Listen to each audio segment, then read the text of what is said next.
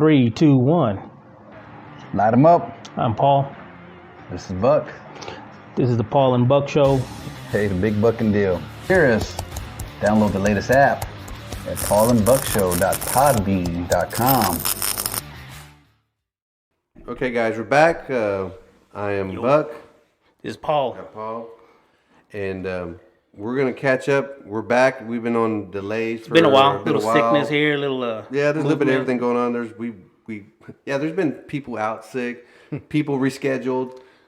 We moved into another location. Yeah. There's things going on, which we've been here for about a month. Yeah. But anyway, that's about a month. About a month we've been out. We're still getting back slowly, but we're gonna get back on track. We got guests scheduled, and a lot of backtrack that we need to catch up on, and we probably won't even be able to touch on it. But I would say there's probably so much we could touch on. I kind of forgot about a few things. We'll just hit like every 2 minutes. Yeah, and at the end of the day, there's been a lot of things going on. There's been a lot of races. There's some three races going on, events going on. There's we're getting into the springtime's coming around, so there's gonna be a lot of things popping up here and locally, I guess, right? Yeah. There's gonna be some racing. There's gonna be some car shows, roundup. Ton of things coming on here within the next probably 4 weeks. And I normally hit the show, but we got rid of our truck, so we haven't been able to hit a show because now we need a. I do see they're having the Pistons in the park. That's this weekend, I think. That's Sunday. Yeah, the Round Rock show was a while back. Yeah. We didn't hit those, but... yeah, like I said, this is a new year. We said we were going to hit the ground running, but like I said, things happen. Dude, the allergies, I'm still kind of nasal right now. Yeah, don't say allergies. I start coughing and shit. No, it's been... Just hearing it, I'm already choking up. Yeah, but anyway, so we're all getting back into, I guess you could say 100%. But we're here. So for all you guys that were asked, when are we going to do another podcast? And I've been telling y'all we have some. We do have a few that are unedited and edited. And this is one of the ones that we actually had 2 planned for this week. But again, due to the people the weather. So yesterday it was bad weather. We were going to do something yesterday. Out of nowhere, right? The weather came up. And we have a new guest, by the way, and we're going to bring him on in a little bit. We just wanted to kind of get everybody up to speed, right? Because it's been a hot minute since we had an episode come out, but we have some lined up. We just need to cut them up. Yeah, we've been editing them, and then we got some more lined up. Like I said, things happened like the past week. I mean, there was just like a lot of things that kind of snowballed and didn't come up to fruition. Yeah, we tend to hit a lot of drag racing, car shows in between, and then we also like to bring on the local people that have shops and or just do and hot rods, cool stuff, man. And hot rods, and so that's what we bring on. So you don't want to always get drag race stuff because some of the guys sometimes they're busy working on their cars or busy with their personal lives because they all have full-time jobs. So so that's just the nature of it is. But we do tend to bring you all a variety bit of everything, right? Because if not, man, it's not a successful thing in car land. We got to get everybody included, especially here locally. Like I said, that's a big thing. A lot of guys, a lot of people we know, a lot of people we're probably going to talk. We probably know a whole lot of folks in the area or in the community or even just in the hot rod world and whatnot. And, right. And so, moving forward, like I said, I think we do have. You can roll into a few things. Did you have some things lined up? Well, I wanted to bring up a few things. For one, I didn't get to hit the last 2 drag race events. But in between those drag race events, man, the whole thing that we kind of bring in every now and then is that street crap that ruins the word street racing and all. They really messed it up, and we were meant to talk about it. Yeah, we had tried it at the beginning of the our shows to show the importance of how it would impact one day, and it finally did. It finally caught up with us. Well, not us personally, but it caught up with the Central Texas area, and now there's a state task force that is going to hit hard on any kind of street racing, and so who knows how that's going to go. I mean, it's been announced, but we were going to talk about that. Like, so there was something that happened. I guess it's been a couple. It was on Barton Springs. Those 2 events that happened that takeover at that. There was a big firecrackers, beating up on the police cars. It was a mess. It was a mess, and that just kind of what we always talked about. That there's always just that one. And the news called it street racing. I mean, I was like, that's totally. Upset. it's totally getting the wrong rep for people who just want to go out. And again, there's a clique that got their own thing, that they do their thing. They don't mess with nobody, which is, we're all for it. But when you have this other generation that, they outlaws. Yeah, I mean, and I don't see how they think that's okay just to go over and have cars sit back there caught up in traffic jams. They're over there doing their shit. Run somebody over, wreck the car. Over. They're fucking up. Hit the junkyard on the weekend. Dude, I mean, yeah, it doesn't. Get another fender and show up again. It does not make sense. No, it doesn't. But again, like I said, it tarnished. It finally put a dent. It put a dent, and it caught the news, and I heard it in the morning. I heard it on the local TV news. And here's the thing. They were all calling it these street racers. Yeah. And that's what kind of, that kind of irritated me, because that's not street racing. Drag racing was a speed contest between two cars from A to B. That's what that was. And, and back in the 1950s when this was happening, they weren't, they were calling it juvenile delinquents, because they were doing chicken races. They were doing, chicken races was one car gets on one side of the road, the other car gets on the other end of the road, and then you go 100 miles an hour and see who turns first. And that was a real thing. So like these guys today doing this takeover in the center of a four-way, these guys back then were doing let's do, there was like another event where they'd run in between all the neighborhood streets, and it was kind of like a mouse chase. And there was one instance, and that's when they finally drew the line. I think this was like in New York. They hit a little girl.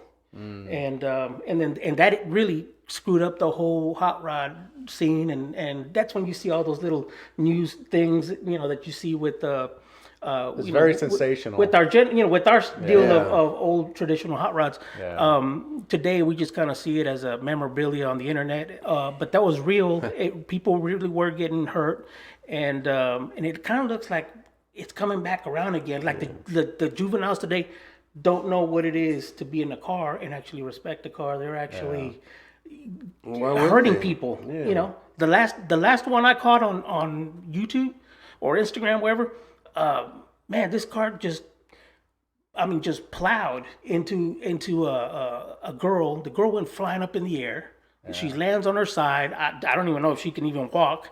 The guy continues. He plows into, I think, a motorcycle or something, and then some dude out of nowhere pulls out his ring and auto, man. He just tat, and he just starts laying on it. And I'm like, wow. Who the hell wants to go see that? I mean, it doesn't make sense. It does not make sense, because like I said, it's that generation that they got their mom and daddy's car. They don't have to pay for tires. They ain't got anyway. They might be even stolen. It might be, because the clowns that went through and did the incident, when they high speed pursued them, they found guns and drugs and all kind of other stuff in that car. So anyway, so it does make a bad name for that. Like I said, it's not even association to what we do. So I mean, I hear you. Like I said, it came to a point where it's going to get. I mean, we just got to do our part and just do what we got to do. Right. Now, back in the early 2000s, Texas and other states, there you go. They did introduce some laws. Now, they've been lazy on them. Well, California wasn't. California was taking cars. We talked about that, because in California, I also remember too, when you was a 3-strike. They would crush your car. They would. Fast and the Furious. You remember that? Right. Yeah, exactly. And you're not the first one to say it. You're not the first one to say it. We've had other people come on and that's say exactly that. What it is. And like I said, so and even here in Texas, that was kind of a thing. Like I said, they got lenient. That was a thing back in the 90s. If you chirped on a green light, they could pull you over and screw with you and maybe even impound your car. Impound your car, you wouldn't get it back, surcharge, lose license, all that shit. Oh man, they were. But that stuff is still active to this very day. It is, but it's lenient. But it's coming back around. All it takes is for this to happen. The governor, he issued out a task force, because the local APD is they don't have the funds. They're not funded. And so I mean, it took them 30 minutes to be able to even handle that situation. So anyway, the governor took it over. He takes over and he announces that he demanded a task force. And so where does everybody do their real stuff? It's out in the rural roads where they do this, Discovery Channel street outlaw stuff. So now if a highway patrol pulls you over, they've got all the power, and even if they don't want to, they have to enforce it. They have to. Yeah, they'll have to enforce it. So anyway, those are some of the things that are interesting that we missed out. I mean, in just such a short period. So we'll just leave it there. Moving on. Yeah, like I said, we just wanted to talk about it because, like I said, it was something that we crazy. felt it was kind of necessary to discuss. Anyway, so moving forward, like I said, so we got a guest. So we do have a guest. So I've never met you before, so appreciate it. My name is Buck, but go ahead and introduce yourself. My name is Chris Salsbury. I'm I guess you could say half-assed automotive entrepreneur. There you go. Yeah. I've had a number of different businesses. I met you at one of our swap meets with Oscar at Oscar's Garage in Taylor. Oscar's a great guy. And that's where I found out that you, in this whole central area, you're one of the guys to go to when it comes to Ford trucks. For parts, because these trucks are, I mean, the items for these trucks, 70s, generation trucks. Yeah. It's hard to find stuff. You don't even see them on the road that much anymore. And I'm a big fan of those trucks, and I didn't even realize how hard it was to go to the junkyard and just go find a bumper and then realize, damn, there's not even one. You'll see a square body, but you won't see, F100, a 73 or 70. That's because the Fords are still on the road. I'm just kidding. Right, That's right. It should be enough. Leave it to a Ford guy. Leave it to a Ford guy to pull that card, right? But for real, rockers. But for real. So junkyards, as we grew up with them, have actually changed. It used to be mom and pop. I'm thinking of like Snyder's out there in Holland years ago. Right. Harold's out there in Briggs. Aaron's Junkyard, South Yep. Briggs, Yep. They had a lot. So our go-to whenever I was a kid was Harold's. Okay. Because, we had Fords. We needed to get some parts. No, for real. And I remember this is so long ago, Harold worked there. Oh. And this dude was huge. I remember he picked up like a 6.9 liter IDI International Diesel short block. Picked it up and put it in the back of my dad's truck. This dude was a bear. You did not want to mess with wow, Harold. damn. Yeah. Harold, I'll always remember that. Not a big hit. He was big physically. He was big. Wow. Big man. Yep, grizzly bear big. And I remember my dad was like, oh, he don't need any help. Okay. So long story short, so that was kind of the days gone by. And it seems like recently, all these junkyards and salvage yards, Copart is kind of the big daddy, right, and everybody kind of followed suit. And I've seen this in other industries. I won't go into this very far, but we have all night. High-tech industry, it's monkey see, monkey do. Dell does something, then all of a sudden IBM, Compaq when they were still a thing. Yeah. Right. All the other big high-tech companies, they all monkey see, monkey do. So I think what happened was Copart came in, and all these small mom and pop shops kind of did deals. And the thing that kind of proved it to me was I've got an old Super Duty Ford truck. Yeah. Somebody put a newer front clip on it, and I want to go back to the original. I like original stuff. Okay. Right. That's the one I saw you in, that one. The Dually. Yeah. I'm getting old. I like my stuff original. I had it squatted. It kind of threw me off a little bit. It's got some stuff done to it. But looks original, but not stock. You know what I mean? Yeah. But anyway, long story short, I called Harold's, and they quoted me a price that was higher than a new headlight from Amazon. I thought that's kind of weird because I want to go the old school headlights. Mm-hmm. Right. And then I called Snyder's up in Holland, and they quoted me the exact same price down to the penny. They're all linked together.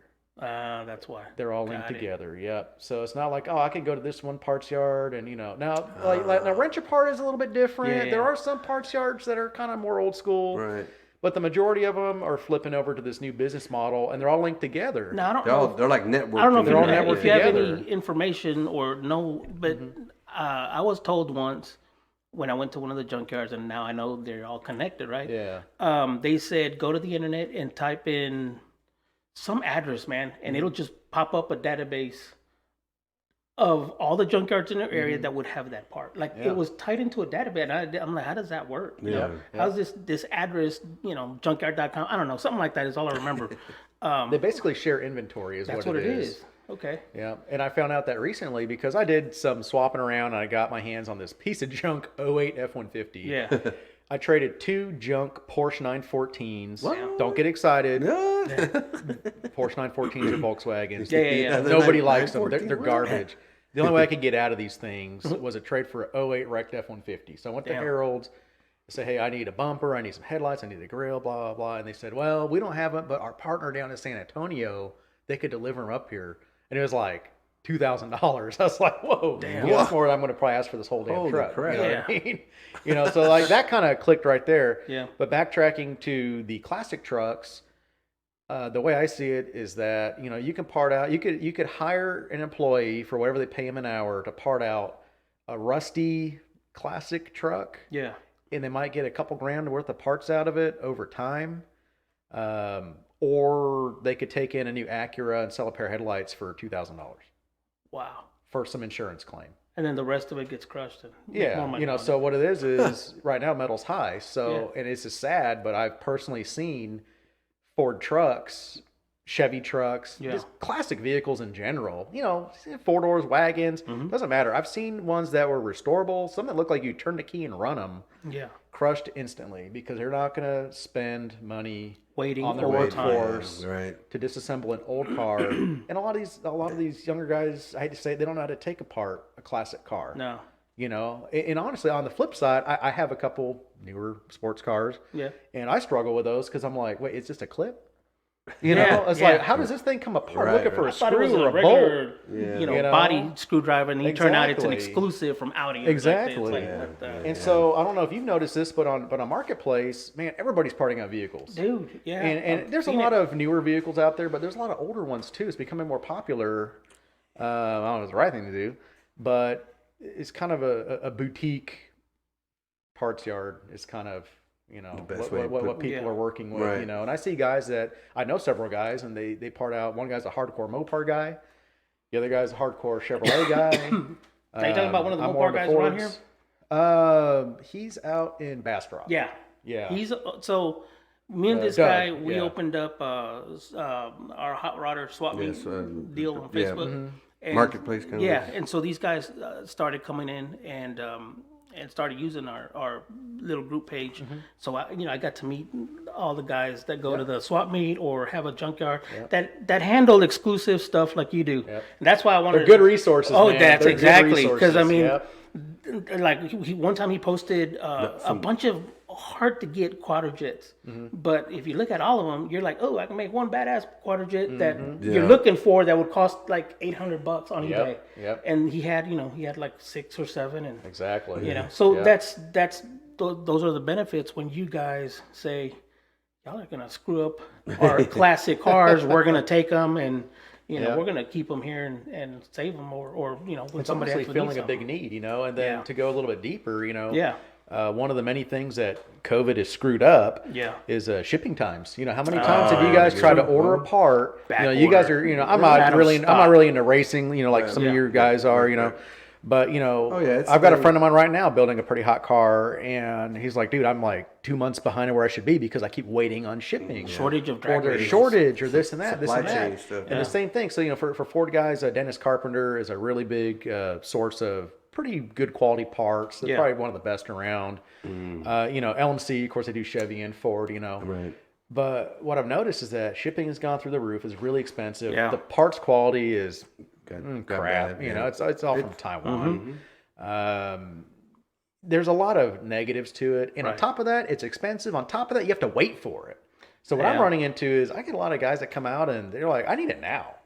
And they don't, the door hinge, man, just take it off. Exactly. And honestly, the patina thing is hot right now, and I don't think it's going to go away anytime soon because the labor and the cost to paint a car are so expensive now. And honestly, the patina stuff, it looks cool. It's not a rat rod. It looks cool. Right. And I think it's going to stick around for a long time. And so the parts that me and some of these other guys sell, they are patina parts. They're, when my brother, I told my brother about you back when we did the first swap meet, and I tell my brother, I said, hey man, there's this guy, He's like, okay, well, what about it? No, you don't understand. I said, there's this guy. He's got Ford parts, truck parts. You don't understand. He's kind of slow.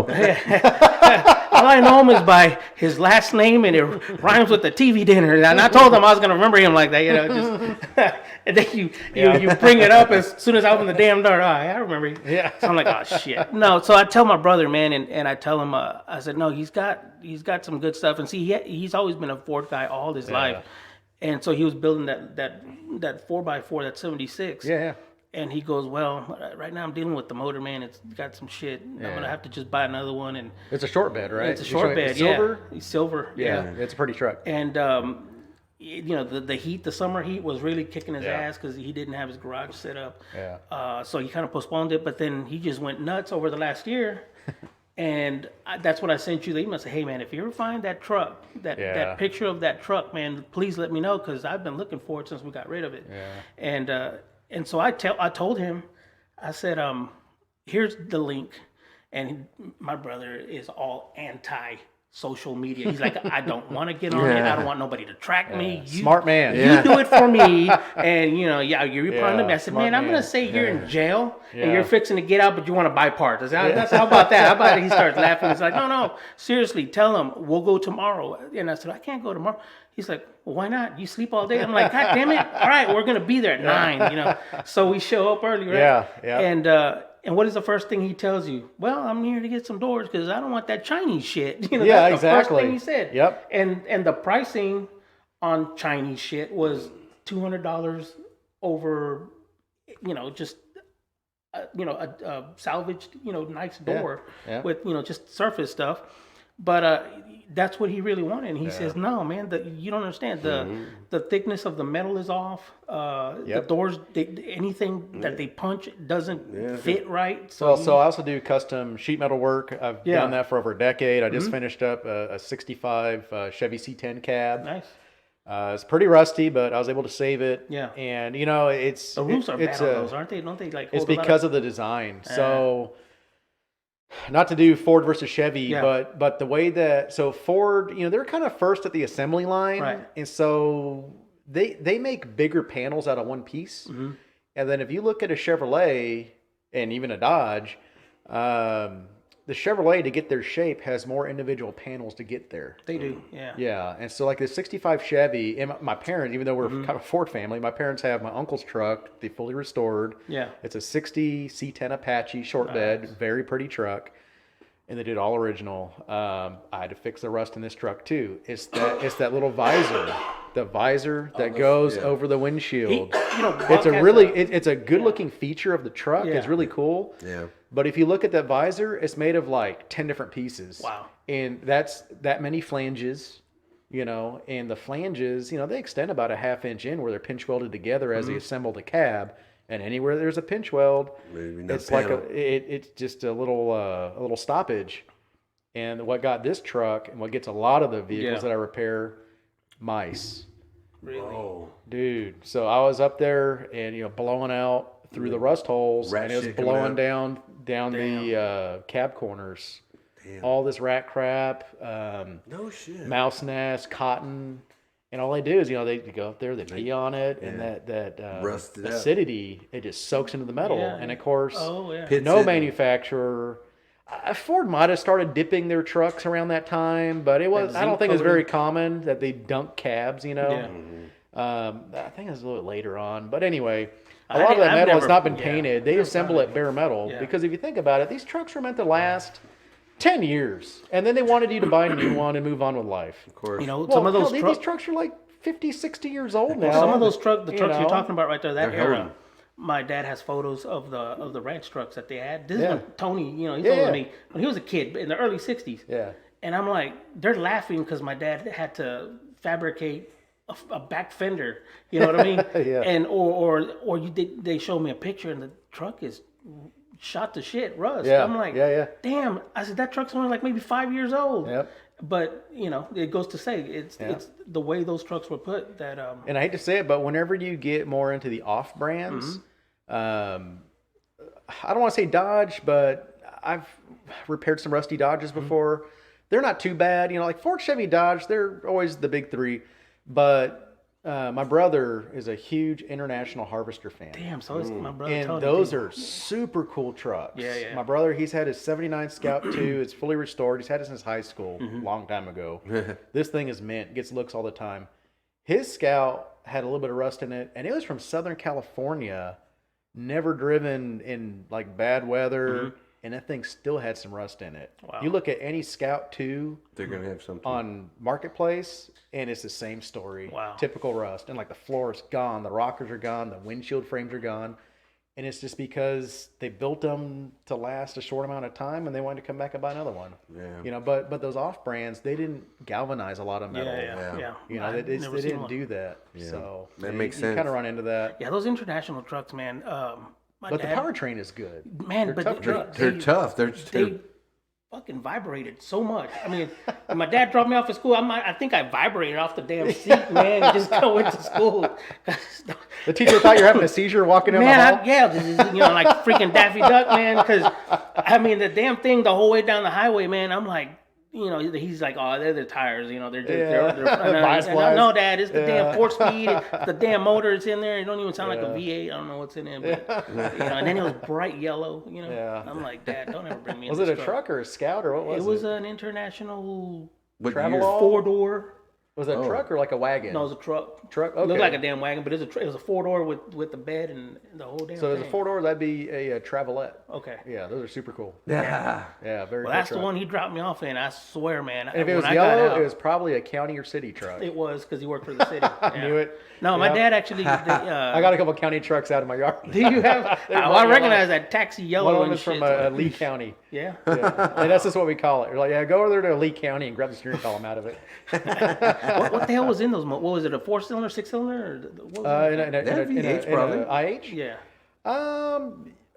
Man, it depends on the era. They actually had some AMC motors, like a Jeep. That was only for a few years, like 67, 68, 69. And then a lot of them, they had a 4-cylinder. And the interesting thing about an International Harvester, and it's even on, I've actually had a Scout 800 V8. Yeah. Looks kind of like a Bronco. Everybody calls Scouts Broncos, and it pisses off my brother. He's like, "You see a horse on that fender?" He gets all mad. But Fighting words. yeah, exactly right. No, Purist. but what it was they had a 152 slant 4, and then their V8 was a 304. If you do the math, 304. It's half. it's they literally casted half of a block. Oh. And the valve Slant covers. 4. So International Harvester was such I'd call a low production manufacturer. They used a V8 valve cover on the 4-cylinder, and on the valve cover it says, "If timing 4-cylinder, this is the firing order. If timing 8-cylinder, this is the firing order." Damn. So all, they use all the on one. same That's valve what cover. Give it to 'em. They're pinching money. They're pinching pennies back then. They say, okay, we're gonna produce They this one for were. this motor, but we can use it on this motor. They were, and then International quit making. I don't want to say civilian vehicles, but non-commercial vehicles. My brother's here to be kicking me right now. I think it's 1980. 80 was the last year. They had like square headlights. I don't know. This one looked like it was sad in the front. That And was it had was like a 60s. It had a big, full size, queen size bed.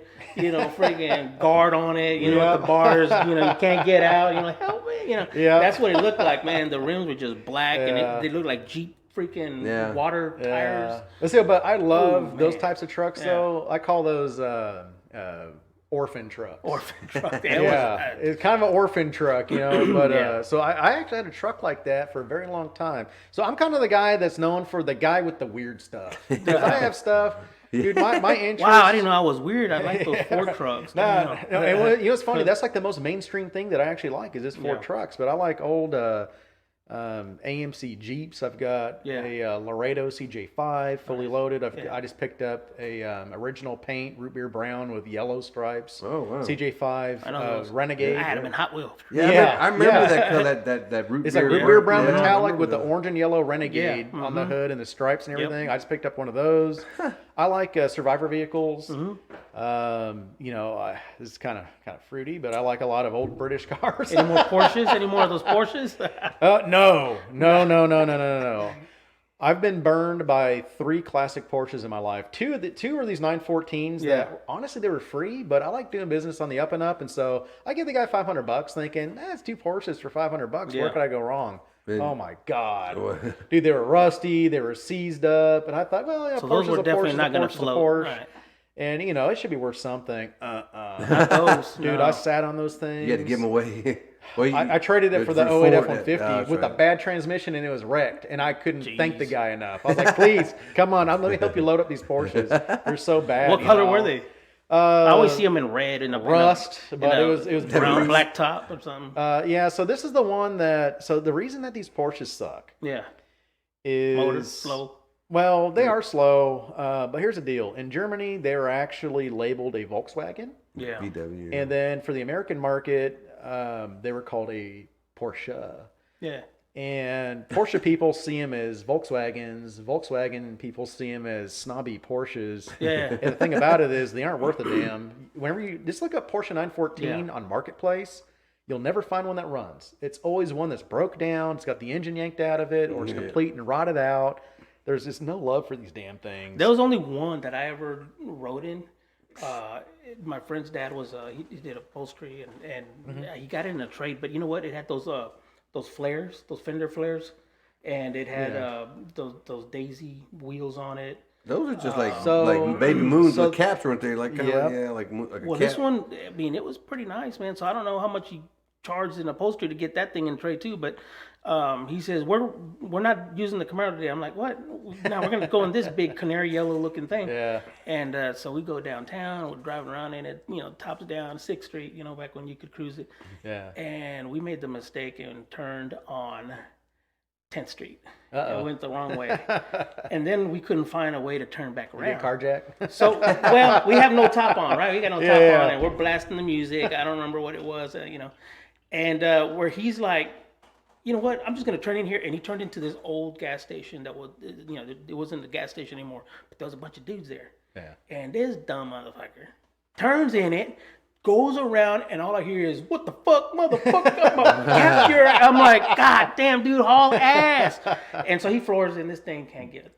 Can't get out of its own Hell way. out of there, man. I'm like, dude, what the hell did you just do? Plus, we had two guys following us. One was a real nice Firebird, and the other was another Camaro. But he just decided to go in there and just, and I'm like, dude, we almost got shot, man.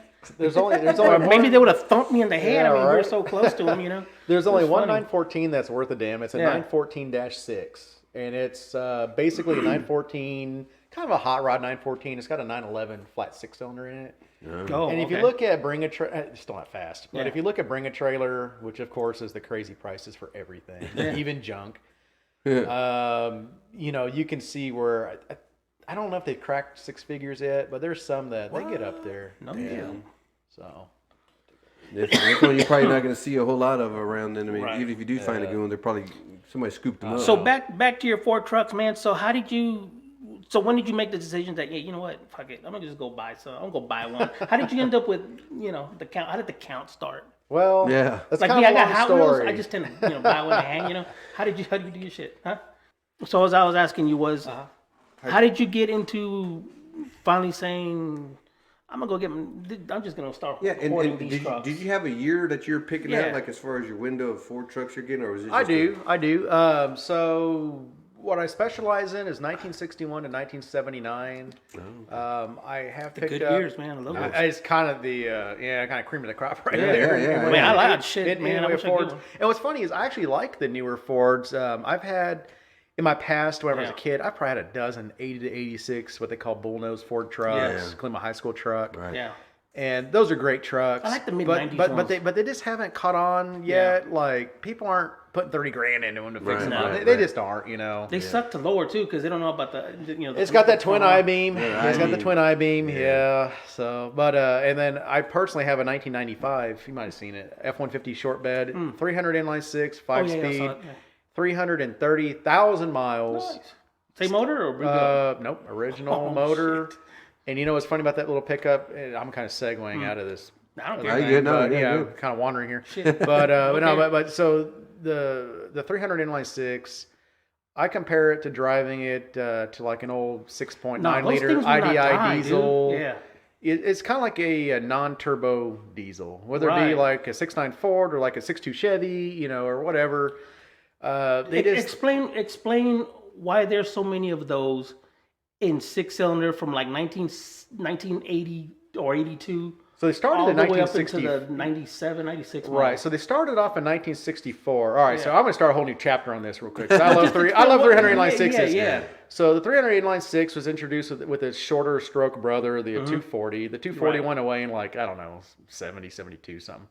The 300 lasted from 64 to 1996 in pickup applications. I think in weird freak applications it might have been a little bit longer, but for regular applications. And I think the most horsepower it put out was like 150 horsepower in the 90s, fuel injected with a dual outlet manifold. And torque was pretty high. It was like high 200s. It was almost like 300 pound-foot of torque. They could actually outrun a 5.0 V8. They could on the bottom end. If they put some mods to it, I mean, it could actually. Yeah, they could. Yeah, and so the 300 inline six is known. If you change the oil, that's all you got to do. Just change the oil every once in a while. Not even regularly, just like once a year. Just add. Just put some more in it. And they've been known to last 300,000 miles, no problem. Wow. And there's really no shortcoming to that engine. The only thing is that they have a fiber cam gear. Wow. And the nitpicky people are like, 100, 150,000 miles, you should change it out. And so I've had my truck for over 20 years. I bought it. That's another story, but I bought it in the very early 2000s. I think it was it's a 95, so it was like maybe like 7-year-old truck. Okay. And I worked at Mack Hike Ford. I bought it off, which I miss these days, off of the old back car lot, where if you're an employee, you could snake a vehicle out of the wholesale lot before they send it off to auction. Nice. Oh, nice. Yep. And so I saw that truck pull in. I was like, ooh, that's got my name on it. And of course, at the time, the thing looked brand new. Now it's kind of ragged out, unfortunately. So I talked to one of the dealers. My job there was the used vehicle inventory manager. So any vehicle that got traded in, and I got some good stories about that. I had to go through them, check mileage, check condition. What's it going to cost for us to restore this vehicle just enough to sell versus auction the thing off? There's something wrong with it, or it needs too much work. So that little pickup came in, and it was probably worth about $8 or $9 grand at the time. It was worth some money. Yeah. And I worked with Mike Killian Auto Sales down there in Round Rock. Mind you, this is like 20-something years ago. Yeah. I hope he's still alive. And long story short, I did a lot of business with him, and I'd get him some pretty good cars to fill up his inventory. Right. And I was like, hey, man, I really like that truck. He's like, well, go talk to used car manager. So I did, and used car manager, his name was Scott Deadman. He passed away now. But he said, talk to Mike, see what he'd put a bid on it. You just pay that. And Mike's like, well, what do you want to pay for it? I was like, I only got like $3,500. Yeah. He's like, that's my bid. No shit. I got that truck for $3,500, and this thing was mint. Wow. So I got it. It had like 80,000 miles or something. Now it's at 330. I put all those miles on it. And it was funny is at 100,000 miles, I said, I'm going to change out that gear. I never did it. Years later, I had a bunch of other vehicles in the meantime. I hit 200,000 miles. Damn, that gear's going to go, and it's, valves are going to smack the piston. I'm going to waste the motor. Yeah. What's funny, I don't even know if it's even an interference motor. I've never looked it up. I don't think it is. No. The cam lift is probably like 2000s. It's probably nothing. It's probably nothing. Yeah, you could use a feeler gauge to measure the cam lift on that thing. And for real, I had all these and then I hit 300,000 miles, and I just said, screw it. If this thing blows, it blows. I don't care anymore. So it's all the original. This thing paid its dues, man. It's original cam gear, and then original cam gear, and it's been through 4 or 5 different businesses with me. I've worked that truck like a 1-ton. Yeah. My dually, I just blew out the clutch on it, dragging home a parts truck. That's another story. I'm full of stories, and so I hadn't towed with my little 95 in years, and I was like, man, I wonder if it'll still do it, dude. In one weekend, I pulled 4 cars back home, and it was like. That poor thing was so wore out. It was all over the place. The steering box is gone. The twin I-beam is gone. The brakes are gone. I'm like, how did I do this for like 2 decades with this truck pulling big overloaded trailers? I don't know how I did it. I told you about that 85, right? That Bergstrom truck. Yes. And the thing, the guy always drove it and would park it with those windows down. So cats would get in it. I mean, it's rubber floor, but it was a nice truck, right? No chrome, but it was very nice. But the windows are always kept down, right? So when he was finally going to get rid of it, man, he was going to donate it, right? So that's how I ended up with it because I just paid him what they were going to. Well, I said, well, here's what they're going to give you. He's like, really? I said, yeah. So here it is. Take it. It's mine. He's like, okay. So and it had a high idle, right? Because of the carburetor's electronic.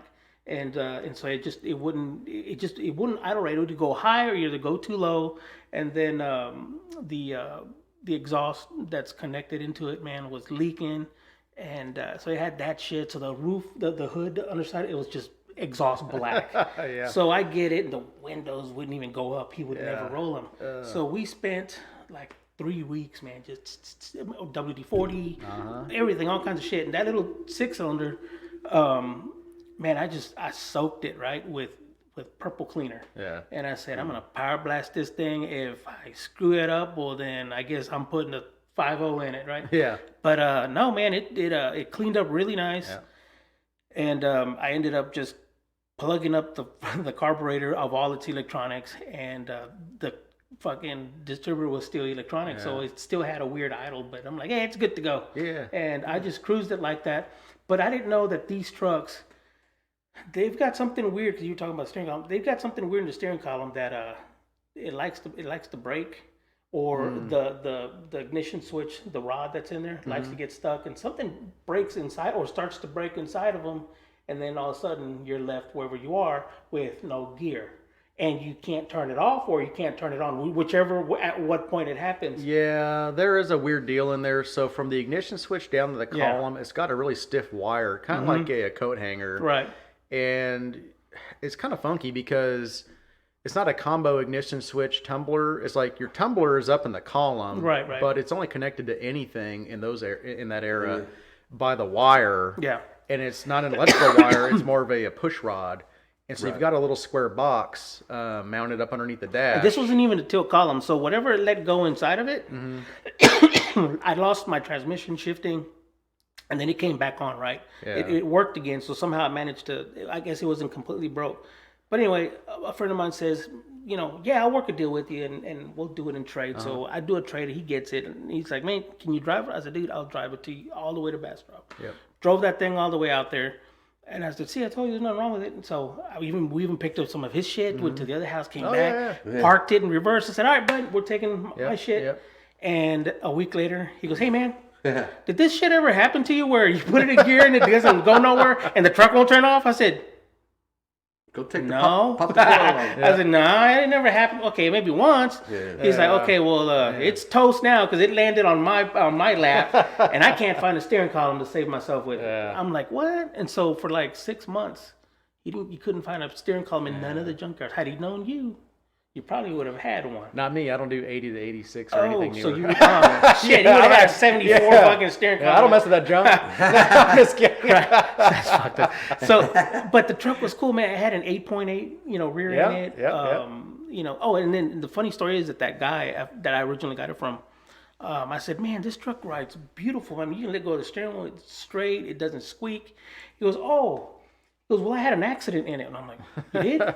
He goes, yeah. I was going towards this one area in Round Rock where there's this bridge. He goes, I completely missed that thing and I went airborne. I went airborne like 6 feet in the air and I landed back, and the body shop completely rebuilt all the suspension on it. Well, and so it's brand new. But I'm like, dude, you just did a Dukes of Hazzard on this truck. Bent the frame. And had I known, I would have never even bought it. But he said they made it right. So I think this truck took some good abuse. And so what us Ford guys call that is you did a Mr. Majestic.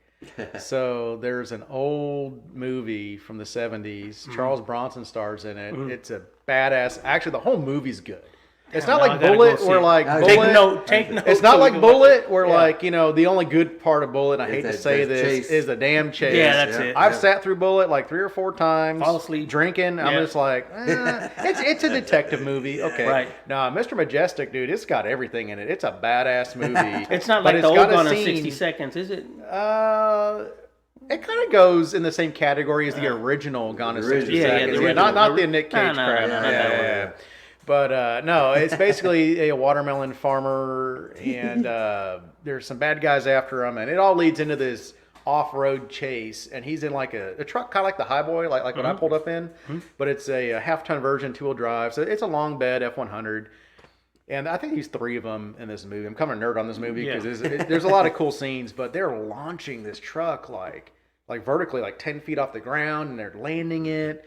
And honestly, there's a lot of bad things about the twin I-beam suspension. Yeah. Like, you can only lift them about 1.5 inches, and you can only lower them about 1.5 inches. And you have to have like camber correctors in there. Trust me, I'm a 40. I've done it. I know it. I get it. Twin I-beam kind of sucks for a lot of stuff. It kind of wanders down the road, so you have to drink beer, so you kind of counteract what the truck does. I sold this guy some iBox springs. But one good thing that they do is you you can launch a twin I-beam truck over a set of railroad tracks. Launch it hard. That's what he did, and it'll stick it. If you're going fast enough, it'll stick it. And that's what he did with the truck, man. He stuck it. And to this day, look underneath. You just Google any sort of pre-runner truck, and it's got the long arm twin I-beam style suspension, where it goes from one side of the truck to the other. It's like a big scissor. Even the Bronco 2s, those little Broncos, the Rangers. They take a lot of abuse, man. Wow. They take a lot of abuse. I believe it. Well, I had a 93 Lightning. But that's all they do. They don't go down the road good. Well, my 93 Lightning was cool, and it was lowered. It was lowered already, and so. Dream beams? Did it have dream beams on it? I don't know to lower what it. Oh. No, I don't know. Oh. I just got it, and it was lowered already, so I just stuck some really nice, Michelins on it. And I said, well, my next thing is to go and get some drop springs. So I got some iBox drop springs, and I'm like, one of these days I'll get the the pins, and I'll order those custom ones that Boyd used to sell, or Beltec. Yeah. And but I didn't get those. Keep the truck for about 5-6 years, and a friend of mine has a black one, and I ended up fucking trading it off to him for something else. That's what we always do. But I gave him the springs, and I said, hey. My truck already has them, but I'm not gonna do anything with these springs, so I'll just throw them in the deal. Yeah. And he goes, "Oh, cool! I can put them on my Black Lightning." So he's all excited, and he puts them on his truck, and then he calls him back bitching out. He goes, "God damn! You know how much the alignment was to get that shit straight?" And it wasn't even much of a drop, but it caused that much of an interference that it ruined the whole suspension, the whole alignment. Just by dropping it, like 1.5 inches. Yeah, nothing crazy. So my little 95 pickup, I went the opposite way. It is a 2-wheel drive truck, and I just wanted to sit level, so I put a leveling kit on it. I think, 20 years ago, it was a super lift kit. And it was funny, they still make it, but back in the day, it was like $100, and that was springs and shocks and everything. And they have a bushing for the upper ball joint. So I think from Ford they have a bushing, but it's just a straight bushing, and then the aftermarket lifts that you can get has an eccentric bushing, and you can get the wheels straight up and down. Really? But again, the magic number is only about 1.5 inches one way or the other. And then for lowering it, I think you have to go to different I-beams because there's really nothing you can do with a cross member. Beltec was the only one that would sell that shit. Right. And then for 2-wheel drives and 4-wheel drives, they sell a drop-down bracket for the actual I-beam pivots that bolt onto the cross member. So the whole thing just goes lower. Wow. Interesting. But back to the 300. Right. This is a podcast about 300s, by the way. Yeah. No. We can bring in a guy who will talk to you about Boss engines a whole day, and boy, he'll tell you some shit, dude. Well, so this is, I'm just bringing this up because it's kind of an old memory. You've got those vehicles that you built whenever you were young, and whenever you're young, you just kind of do what you feel like. Yeah. So I in high school, I had an 82 Ford F100 regular cab flare side. And it was a pretty truck. It's kind of a medium blue metallic with silver down the middle. And those Fords had a lot of pinstripe tape around each panel. Yeah. And it was a really pretty truck. And in fact, I think it's on one of the covers of a brochure for the early 80s. The two-tone truck or two-tone? Two-tone, okay. flare, step side, flare side. Metallic blue and silver. Oh, nice. Okay. It was like a Dallas Cowboys colors. Oh, yeah. So long story short, in high school, just like today, most of my friends are Chevrolet people, and they love beating up on the poor Ford guy. Yeah. And so I decided to build up a hot rod 300 inline 6. Huh. And so Extreme Machine, remember them up in Georgetown? The guy's name was Perry. He built this motor. I was in high school. It was a long time ago. Yeah. He was young back then, and anyway, he assembled the short block. I did everything else, but we did some pretty trick stuff. And what's funny was he was like, "Are you sure you really want to do this?" I was like, "Yes, I want to beat my friends with a 350 combo." Yeah. And dude, that little truck would scream. It made kind of regular power down low, but once it got up on the cam, it would scream. And so I've always been around 300 inline sixes, and even my little 95 at 3,500 RPM, that thing's done. Yeah. So you drive it kind of like a diesel. You know, you just 3,500 shift it. Yeah. Actually, less than that. This 300 would make power to a little bit over 6,000 RPM. Nice. And back in the 70s, dirt track racers used to race 300 inline sixes. Yeah. There was some class, Is that right? some bracket, whatever, where it was beneficial to run that engine.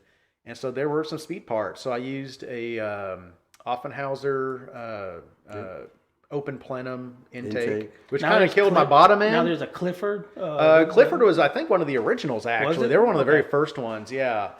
And for the street, I should have went with a Clifford dual plane intake to get some bottom end torque. But all I could find was a Offie C series, is what they called it back in the day. It was an open plenum. Yeah. Had a Holley double pumper on it. And then actually had to run Chevrolet valves. So I was going to get to I that. put Did you run the bigger big block valves. springs and the rocker arms? It's the one, you know. So I ran Crane Gold Race 1.6 ratio rocker arms. Oh, okay. Those 300s had pressed in studs, so I had to get ARP screw in studs and Perry machine the head for that.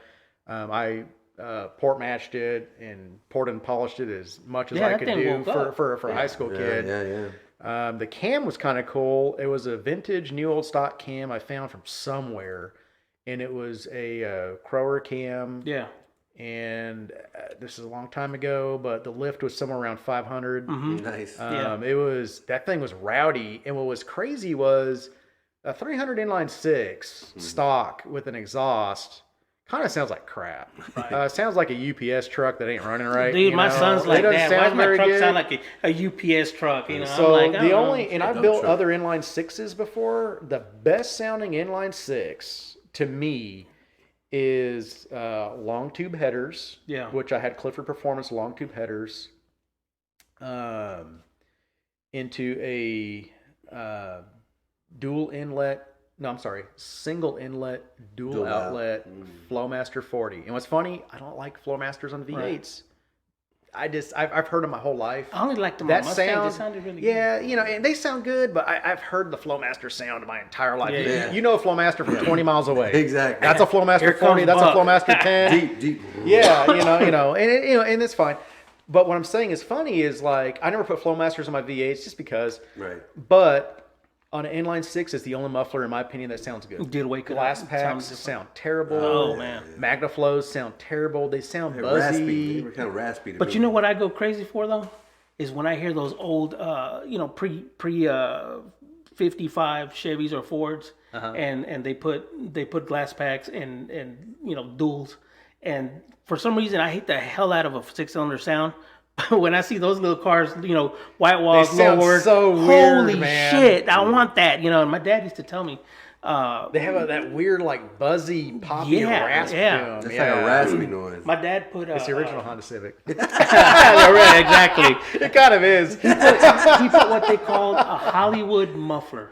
They called it a Hollywood. I've heard of Hollywood, yeah. Yeah, and that's what he put on his car, and he says, "Holy shit, I'm taking that thing back off before I get busted." Because back in the day, when you made some noise, and the cops were like, "Get the hell out of here." Yeah, get the hell out of here. So he took that shit right back off. But there was a few guys in South Austin that had done the duals off of a 6. Yeah. And I was like, "Holy shit, Dad, is that the way your car sounds?" And he just said, "Yeah, those motherfuckers are gonna get pulled over." And I'm like, "Come on, man, it's the '90s already." Yeah. But it was funny. Yeah. I do enjoy hopping up weird engines, though. Yeah. So that was my high school truck, yeah. and that thing it had a 4-speed in it. Kind of rare truck looking back on it. It was called a SROD single rail overdrive transmission, and it was basically an aluminum version of, I guess, kind of like a T10 Mustang trans. And it had a overdrive in it. So the truck itself was super lightweight. It actually had from the factory a car bolt pattern. It was 5x4. It was 5x4.5. Weird. Oh, that is weird. Econo truck thing that Ford was trying to do, and they only did it for a few years. So it's kind of weird to find truck wheels in a car bolt pattern, but I did it and it looked good, you know. You're gonna get Oscar going nuts now looking for some shit like that. I know, but but I also did a Chevy for a customer. So before I did the parts thing, I built a lot of cars for customers, Right. and I was a guy that people would bring Triumph TR6s to. I'd work on old Jaguar XKEs, Yeah, so a couple of Aston Martins. So Oscar told me to ask you about I've that. done some weird stuff. So you do some of the exotic foreign rebuilds. Not Do you really restore them, new. or what do you do? What do you do with them? I don't really do anything new exotic. I mean, I kind of. No, but the vintage. But the vintage stuff, yeah. So I never really worked on anything Italian. Yeah. Right. But my big thing was old British cars. Yeah. And there's a couple of old time shops around, and a couple of them have went out of business recently. There's still some that have kind of picked up where they left off. But I mean, if you have an old MG, an old Triumph, an old Austin Healey, I mean, it's kind of hard to find someone to work on those. There was a guy on so South I would Lamar. take those projects. I would take those projects in. There was a guy on South Lamar that cause I got very early on after high school. I went into the auto body shop, and they wanted to hire me because I took it in high school, and so I go to this one shop, and that's what they were doing. They were doing MGs and all stuff. And the guy goes, "How good are you with metal to metal?" And I said, "Like metal, like lead?" He goes, "No, metal to metal, the Bondo stuff? Bondo stuff." Yeah. And I said, "Well, it's hard shit to work with. Once it dries up, it's like a rock." Yeah. He's like, "Well, come look at these. This is what we're doing here because we don't do lead. It's you know it's toxic." So I look at these cars, man, and there's this old man. He's just looking at me like, "Fuck, I want to quit," you know. And I'm like, you know, and I'm like, "Well, you know, I'll take a stab at it." And I ended up getting hired at another body shop, and I didn't go back. But I never forgot the skill that from American cars to one of those. You really can't shortcut because somebody's gonna know you did some shit work like right off the bat. Like if you don't use Glasserit paint, They're very for these different, German yeah, cars, and just mechanically, they're pretty different. I mean, you know, a car's a car. You know, you're gonna have a cam somewhere, you're gonna have a rod bearing somewhere, you're gonna have a piston somewhere. Yeah. Unless it's that weird Mazda stuff. But yeah, we don't talk about that here. Yeah, no, we don't talk about that. No, that is the worst exhaust note ever. Fight me. That's like a chainsaw on steroids. Dude, They haul ass, but man, I can't stand that. That's what they call that sound.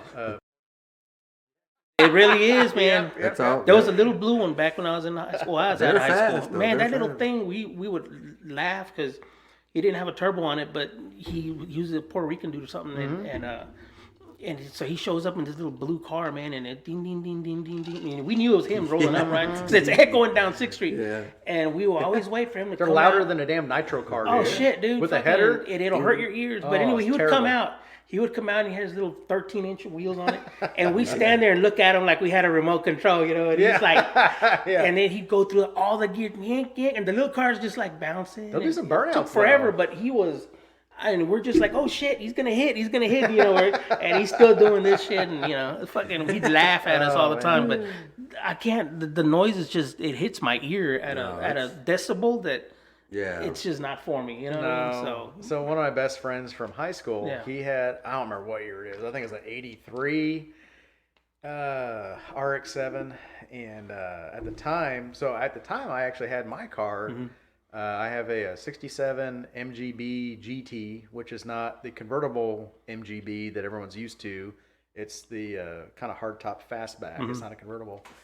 And much more rare, kind of sleeker. Those are looking nice, thing. though. Yeah. And back in the day, mine had a 4-banger in it with twin SU carbs on it, and my buddy had that RX-7. I don't know what they had for, I think a Mikuni carburetor or something. Yeah, it's normal. Yeah. And so, so we would go out there and race. Put a Makuni in that 300. But anyway, go back. Right. Yeah. And so we go out there and race, and man, I spank him with a MG that was 20 years older than his car. He'd get all, I'm like, not only did I beat you, I sounded a lot better too. And I just had a regular 4-banger, dude. Of course, now that car has a 5-liter in it, and you saw that car when you were out of my I place. glanced at your shop. I glanced, but yeah, I did see something. Yeah, there. so I've had that car forever now. And, I thought I saw a Cadillac, and I saw the 57 Ford. Dude, I got all sorts of stuff out there. I got all sorts of crap out there. But that car I've had forever, and I've kind of toyed with the idea of selling it. And it's one of those things where I don't really want to sell it. Nobody really wants to buy it, so it'll just hang around forever. But it's a cool car, though. You know, it's a 67 MGB GT, and I put a Fox body 5-liter roller cam in it. It's got trick flow cam in it, heavily ported. And they're E7 heads, but they're still heavily ported. And, it's got the headers and everything on it. So it's a good, probably 300 horsepower motor. Yeah. Whether that's a crank of the wheels, I don't know. Yeah. What is that? What is that? Is that at the intake? It does 110. Don't change the intake; it'll lose all its torque. Yeah, 300 horsepower at the air filter. What is that? No. What does that car weigh? What does that car So weigh? I've weighed it once, full tank of gas, not my fat ass in it. It weighs 2,100 pounds. 20. So 2,100 pounds, and 300. let's call it an honest still fast. 300 horsepower That'd be car. fascinating. Yeah. It's quick for what it is. Yeah. It ain't. I listened to some of your podcasts earlier with some of Yeah. the street racers. I'm like, God damn, these guys are going fast. Yeah. It ain't one of those blow my cars. mind It how ain't one of fast they those can cars. go. Yeah. It ain't one of those cars. Right. But for I just mean- a street rod, hot rod little course, car. yeah. Sleeper, man. It's a sleeper. It's kind of a sleeper. Yeah, It's yeah, pretty yeah. quick Well, they for have what it is.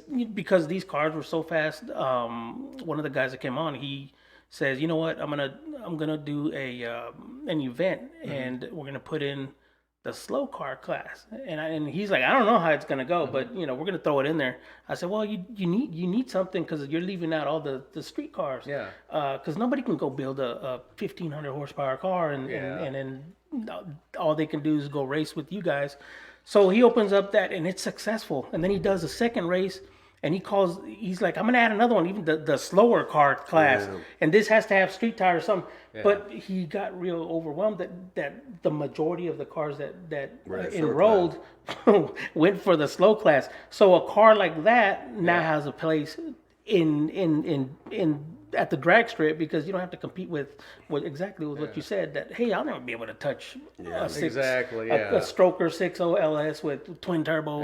It's like my car is fast for a kind of period correct. Right, Yeah, exactly. So it's kind of like a 289 AC Cobra. Yeah. Where, compared to a stock 69 Camaro, Right. the Cobra's going to smoke the Camaro. Yeah. But, nowadays, who knows? you know. Right. Yeah. But back to the vintage class thing. So what's funny is I've never had a super fast car. Right. I mean, I've had fast cars, but not drag race fast. You know what I mean? All around performance. All around Nice, performance. I've had some newer, somewhat exotic cars. course, They're kind of fast, but they're not that fast.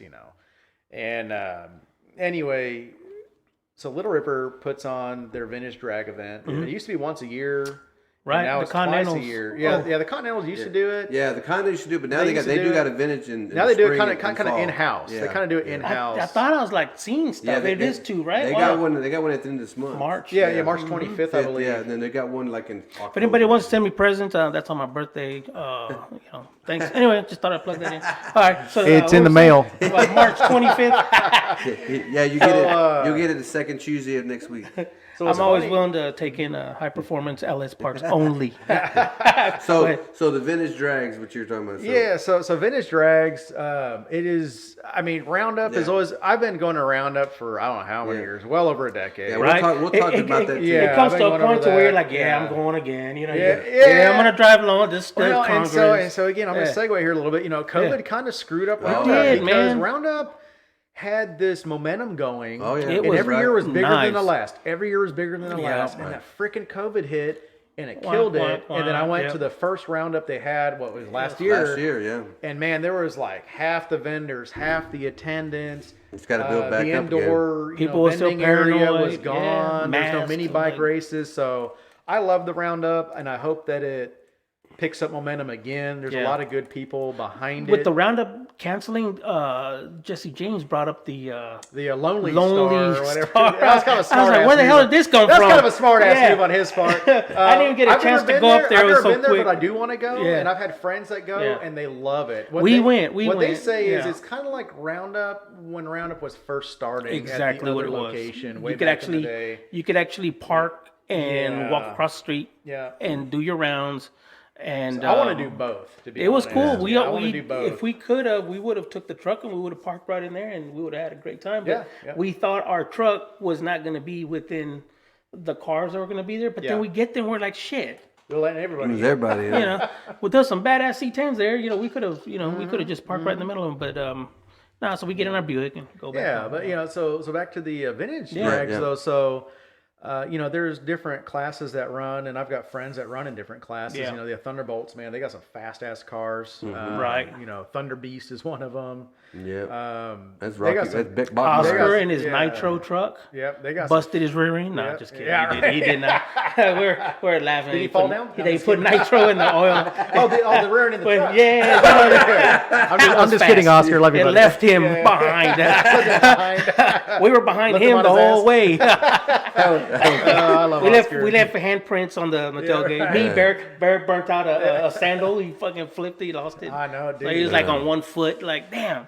That was funny. Dude, Bear's got them Croc ETs. Dude, Yeah, he's got to watch it. he blew him out, man. Oh, man. He went to go help us. Nah, I'm like, Bear's dude, a good dude. you don't have no shoe, dude. What happened? Yeah, Oh, fuck, got dude, I stuck. left it over there. He got got stuck stuck in in the the burnout traffic. box. Dude, I don't know what he did, but he just 1 foot dude. So he got one regular foot, one Walmart foot. yeah, it was funny. But But Yeah. that event is awesome. It's I great. love the Yeah. fast cars, but I do enjoy racing, but I like the weird type of racing. Like I like sports car rallies. Yeah. I've done that with the British crap. Right. have you gone to the F1 and maybe I haven't. I checked did it out a race? vintage autocross there. Okay. It was all right. I'm not a big fan of autocross. Yeah, But the vintage drags is cool because they have the leisure class. yeah. And so I'm gonna drop a name, Donnie Die. Oh, goddamn, Donnie, he's back. Donnie, you're supposed to do a podcast again, dude. So I've Yeah. only met Donnie, I Yeah. think, one time in my entire Dude, life. I've known Donnie. But that was Yeah. enough because that guy makes a really big impression on you. He does. And so years ago, I think 4 or 5 years ago, I still have the car, 63 Thunderbird convertible, pretty much bone stock, Yeah. except for dual exhaust. Very basic. Right. mods Did he to sell it. you a toilet? What happened? I used a toilet. It might have been his. I don't know.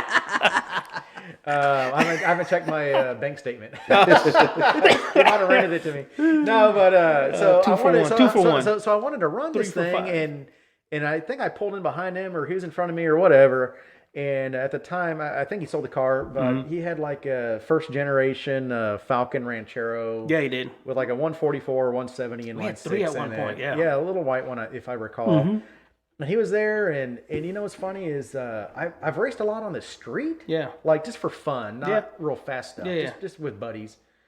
But I'd only been to a drag strip, which is Little River, Yeah. one time before, and it was like 10 years before. Yeah. I'm like, I don't even know how this thing works anymore. And so I Yeah. walked up to Donnie, and I forgot what I asked him. I think I just like, man, how does this thing work? I want to race.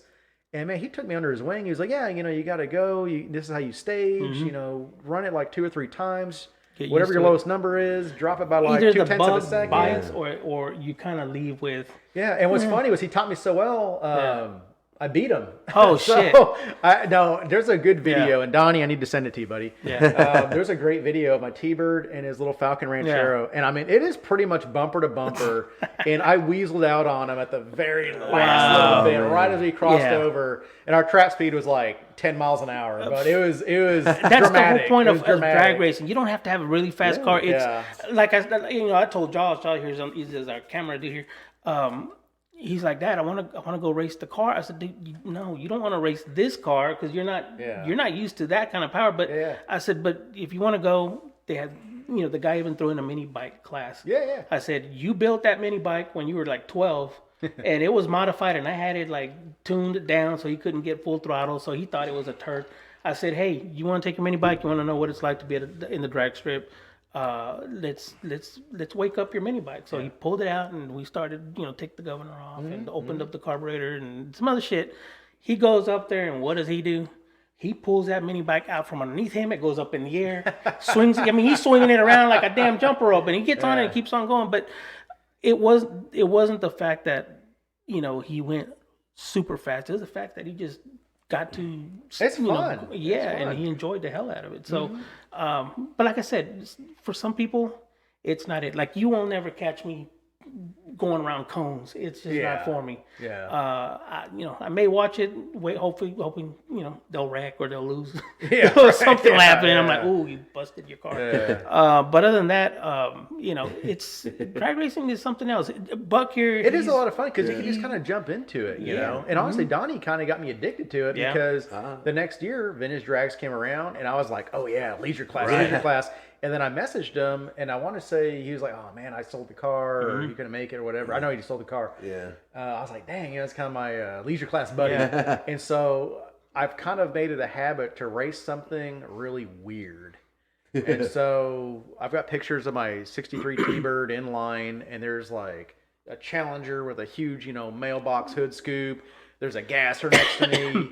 And I mean, there's like my driving this Daisy Thunderbird convertible, And bone stock on wire wheels. It looks like I'm lost. Hand out the window, cigarette. Dude, for real, yeah, for real. And I got my helmet on for my 50-mile-an-hour trap speeder. Or the hell it was. Oh man! Yeah. And then so the next year, I had a International Scout 800. No, oh really? In 1967, and I was like, you know what?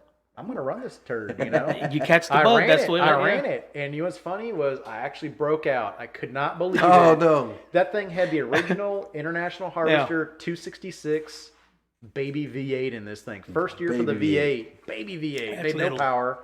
Had Bill mud tires on it.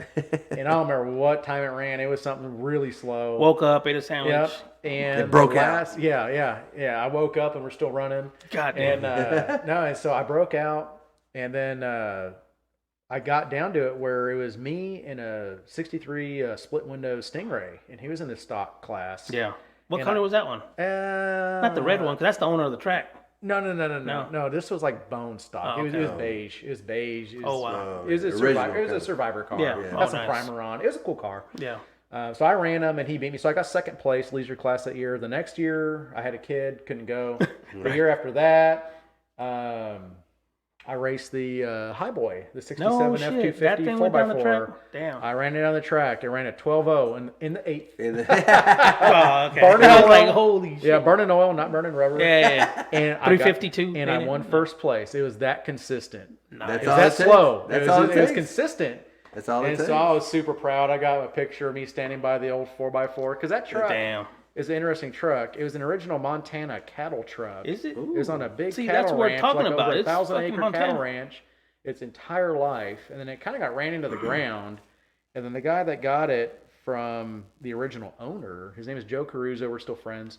Through the purchase of the truck, he lived in Colorado, Florence, Colorado, which nobody knows where the hell Florence, Colorado is. It's on a mountain. But yeah, it's somewhere cold. I know where It's Florence, got snow Texas. and ice at least once a year. Yeah. And train it's by- home of the Supermax prison. No shit. So the maximum security. Unabomber is there. Ted Kaczynski, Charles Manson. Holy shit. I'm That's pretty sure where that he place probably is he at? probably drove my truck at some point. Yeah, he probably did.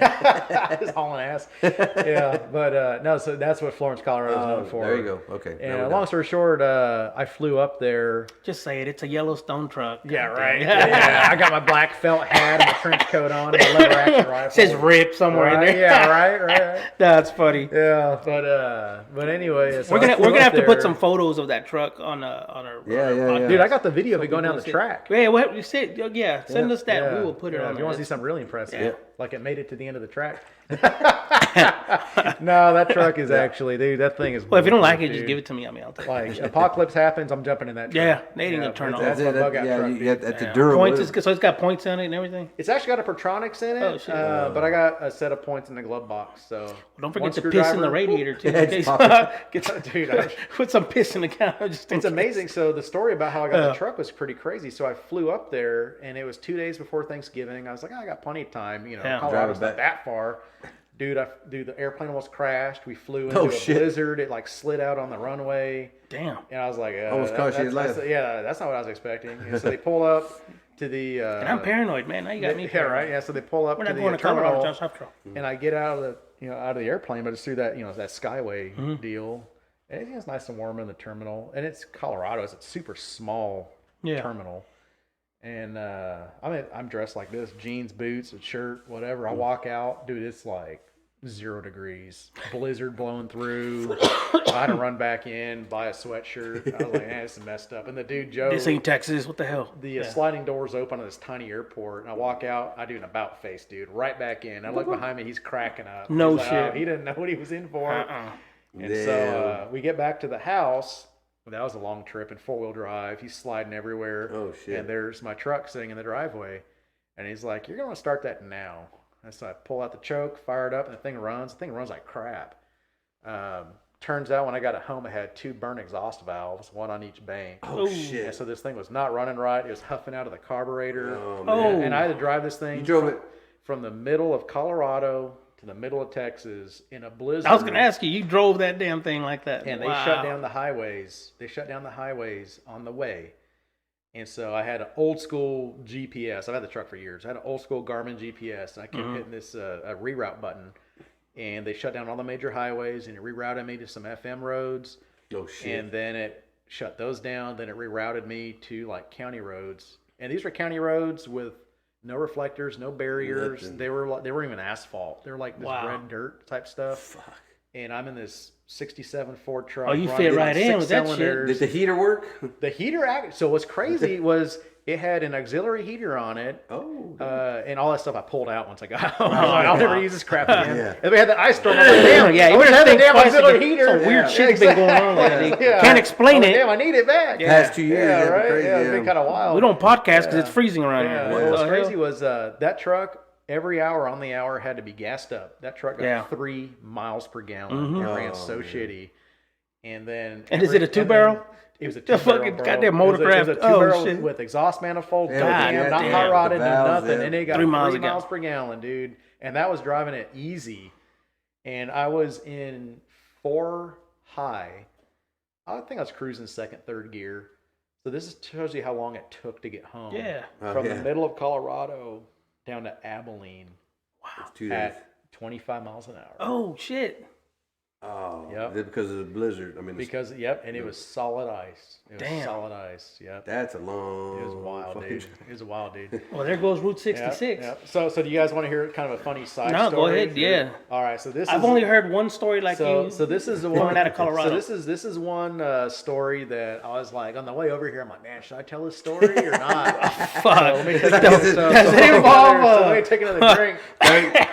Dun, dun, dun. Yeah, it's like one of those stories. He's pausing it. Yeah, go to the story. Does it involve... So this is just like this is a stupid story. Shot a deer, you carried it, he was alive. So I get on the road. Aliens? It's freezing UFO? cold. No, it's worse than that. Oh, shit.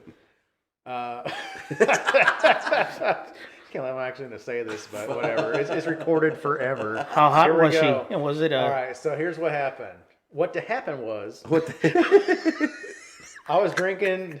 I said, I tell you this, you know what's going to happen. Yeah. I should have brought something to It was drink. like a Route 44 coffee. Yeah.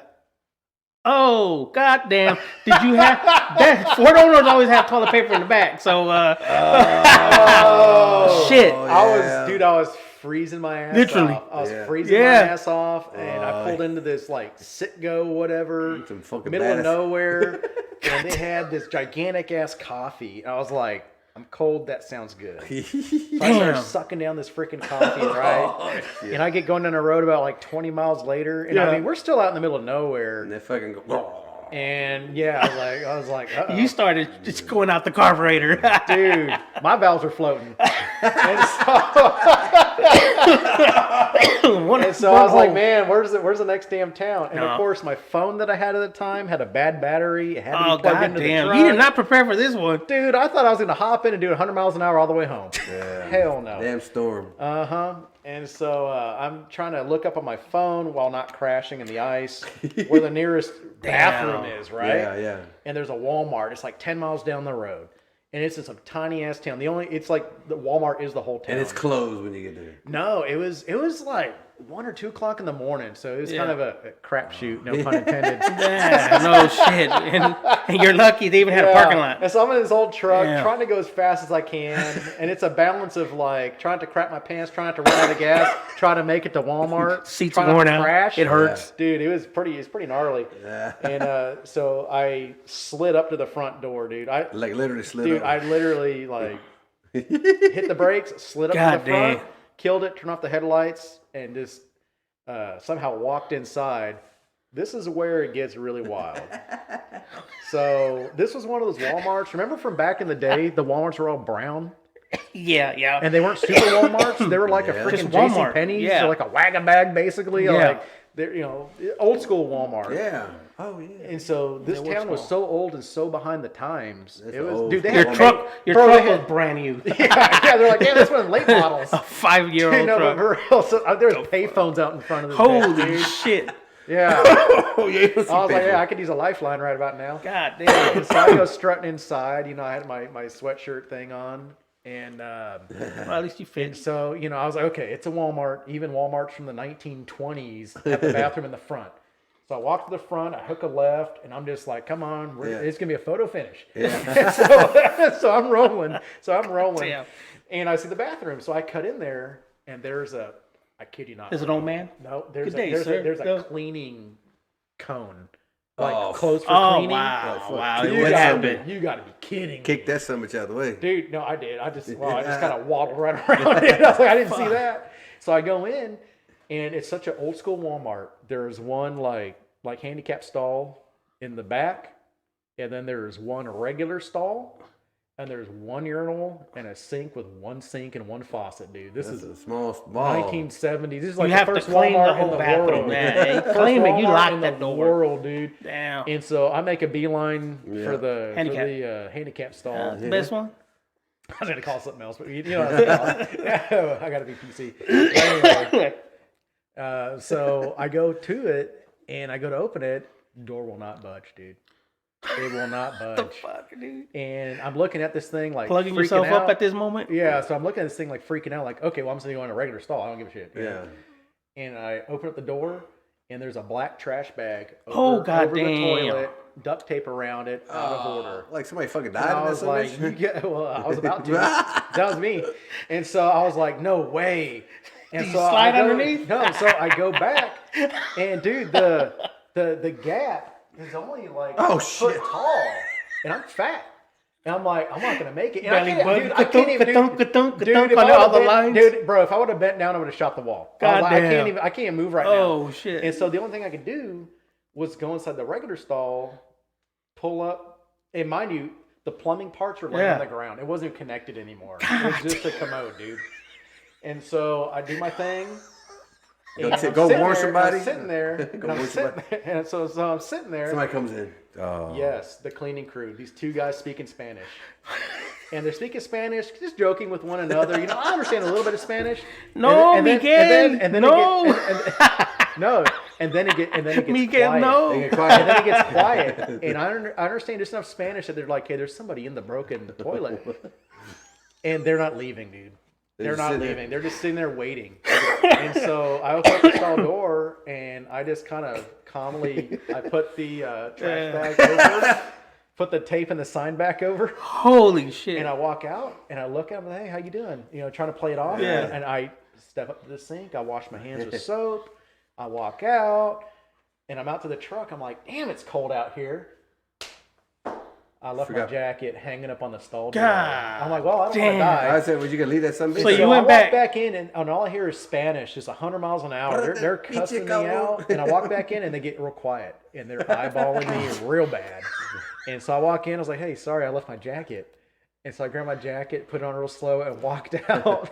But it doesn't end. Did you change to at least a European accent? Yeah. They know you speak but in Spanish. the words of Ron Popeil, but wait, there's more. God So my damn. truck was running out of gas.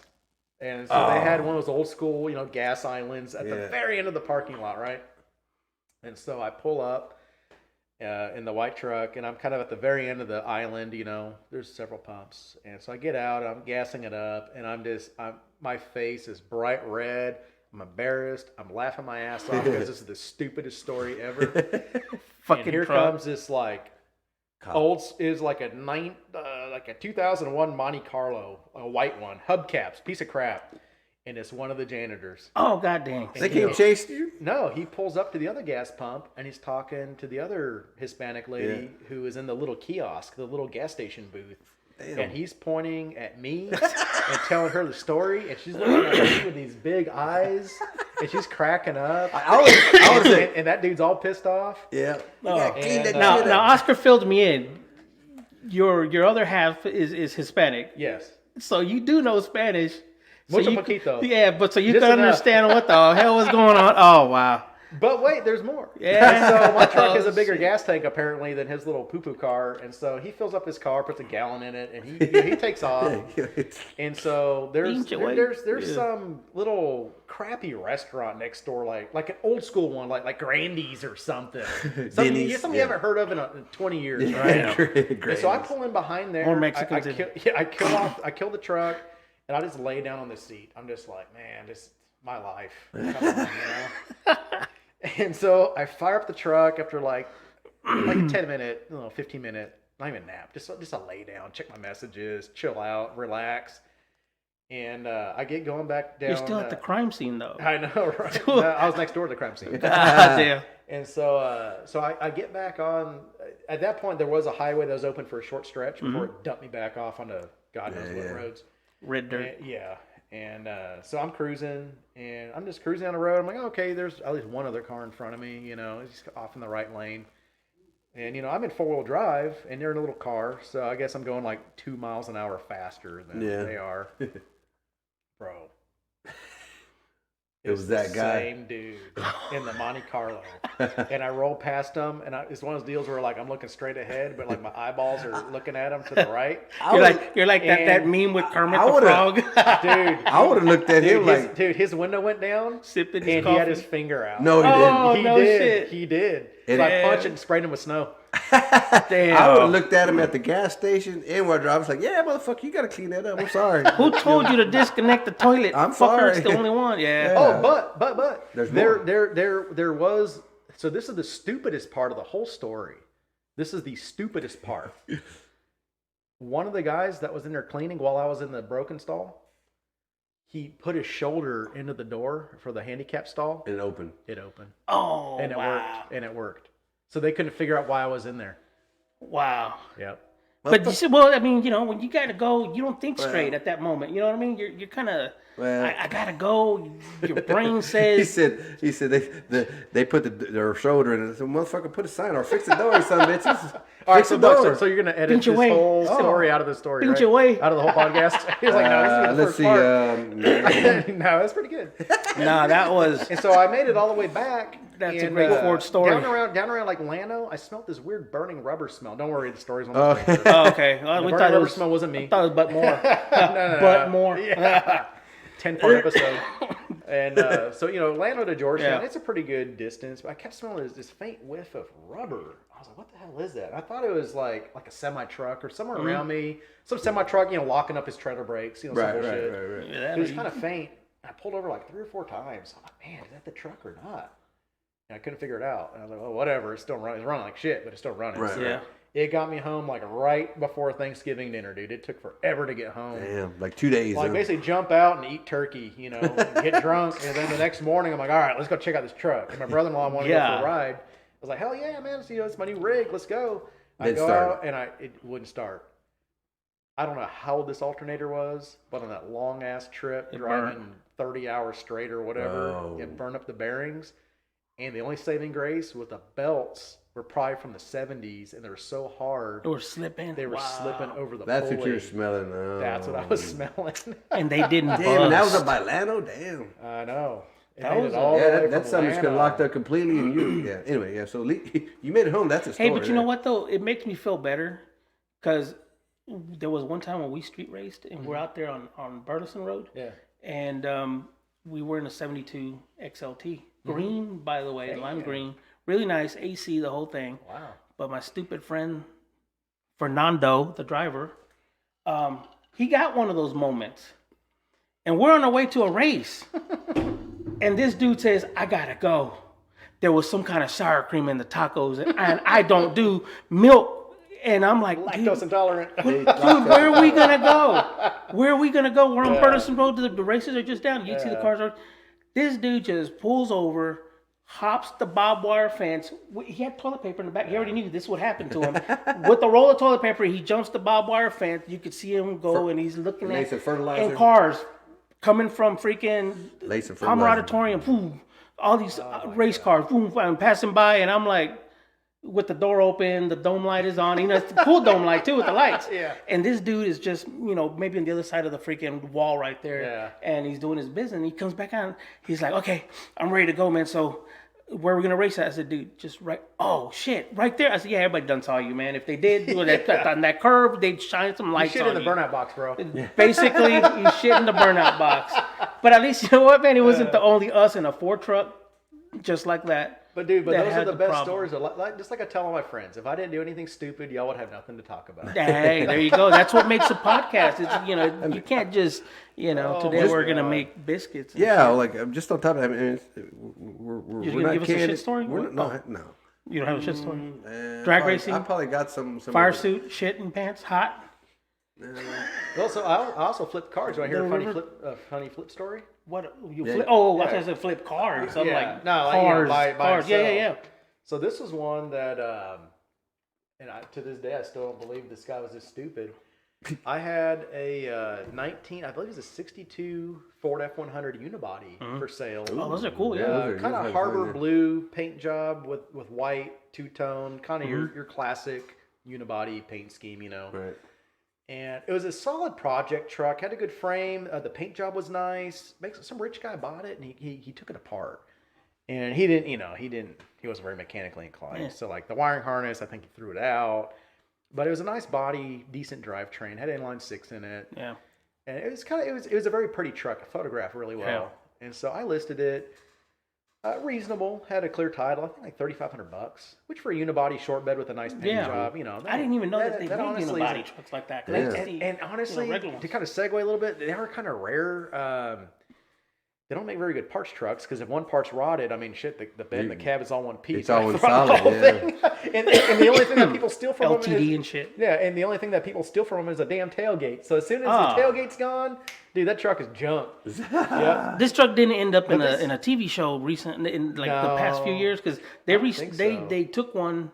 I don't remember what the TV show was, but it was based out of Austin, and they found one in a junkyard, and they took it and it was Only one that's I've the ever only reason seen why was they took it. Reggie Hill's got one, but I don't. Is it that black one? Yeah. That's a high dollar truck. It's got the big back window in it. Yeah. Very desirable. Yeah. But This one was I've like never his seen one truck, but it before was a that small before. back window, so not nearly as desirable. Yeah. Honestly, that back window doubles the price, dude. But can you put the big window in it if you want? I'm sure if you found a donor truck, I don't think any. okay. It's not like a Chevy where Yeah, you where can you do just like cut it. where you could turn like a 80 Chevy Yeah. truck from a 3-window into a 5-window. I don't Right. think they do that for the unibodies. Not that I've seen. Yeah. But this dude contacted me, and he wanted a million pictures of this thing. And honestly, whenever I sell a vehicle, I'm very upfront, and I find that reverse psychology actually works really well. I'll actually undersell it. I'm like, hey, man, there's this kind of gnarly rust spot, and it's like a rust bubble. And then they're like, oh, that's not that bad. And they think, There you yeah, go. you You're being honest for real, though. I'm I mean, not the opposite, where Yeah. it's like, oh, this thing is mint, and then you Yeah. show up and it's a rust bucket. Right. Because I don't That's like, good, yeah. I don't like confrontation like But, that, and it's going to be confrontation, Yeah. So this guy came down from Idaho Wow. in bad weather, and his son Trailer and everything. and I'm only mentioning this. His son was like, he's a nice guy. He was like 350 pounds. This dude, I'm only mentioning it because of the food bill. This guy was big.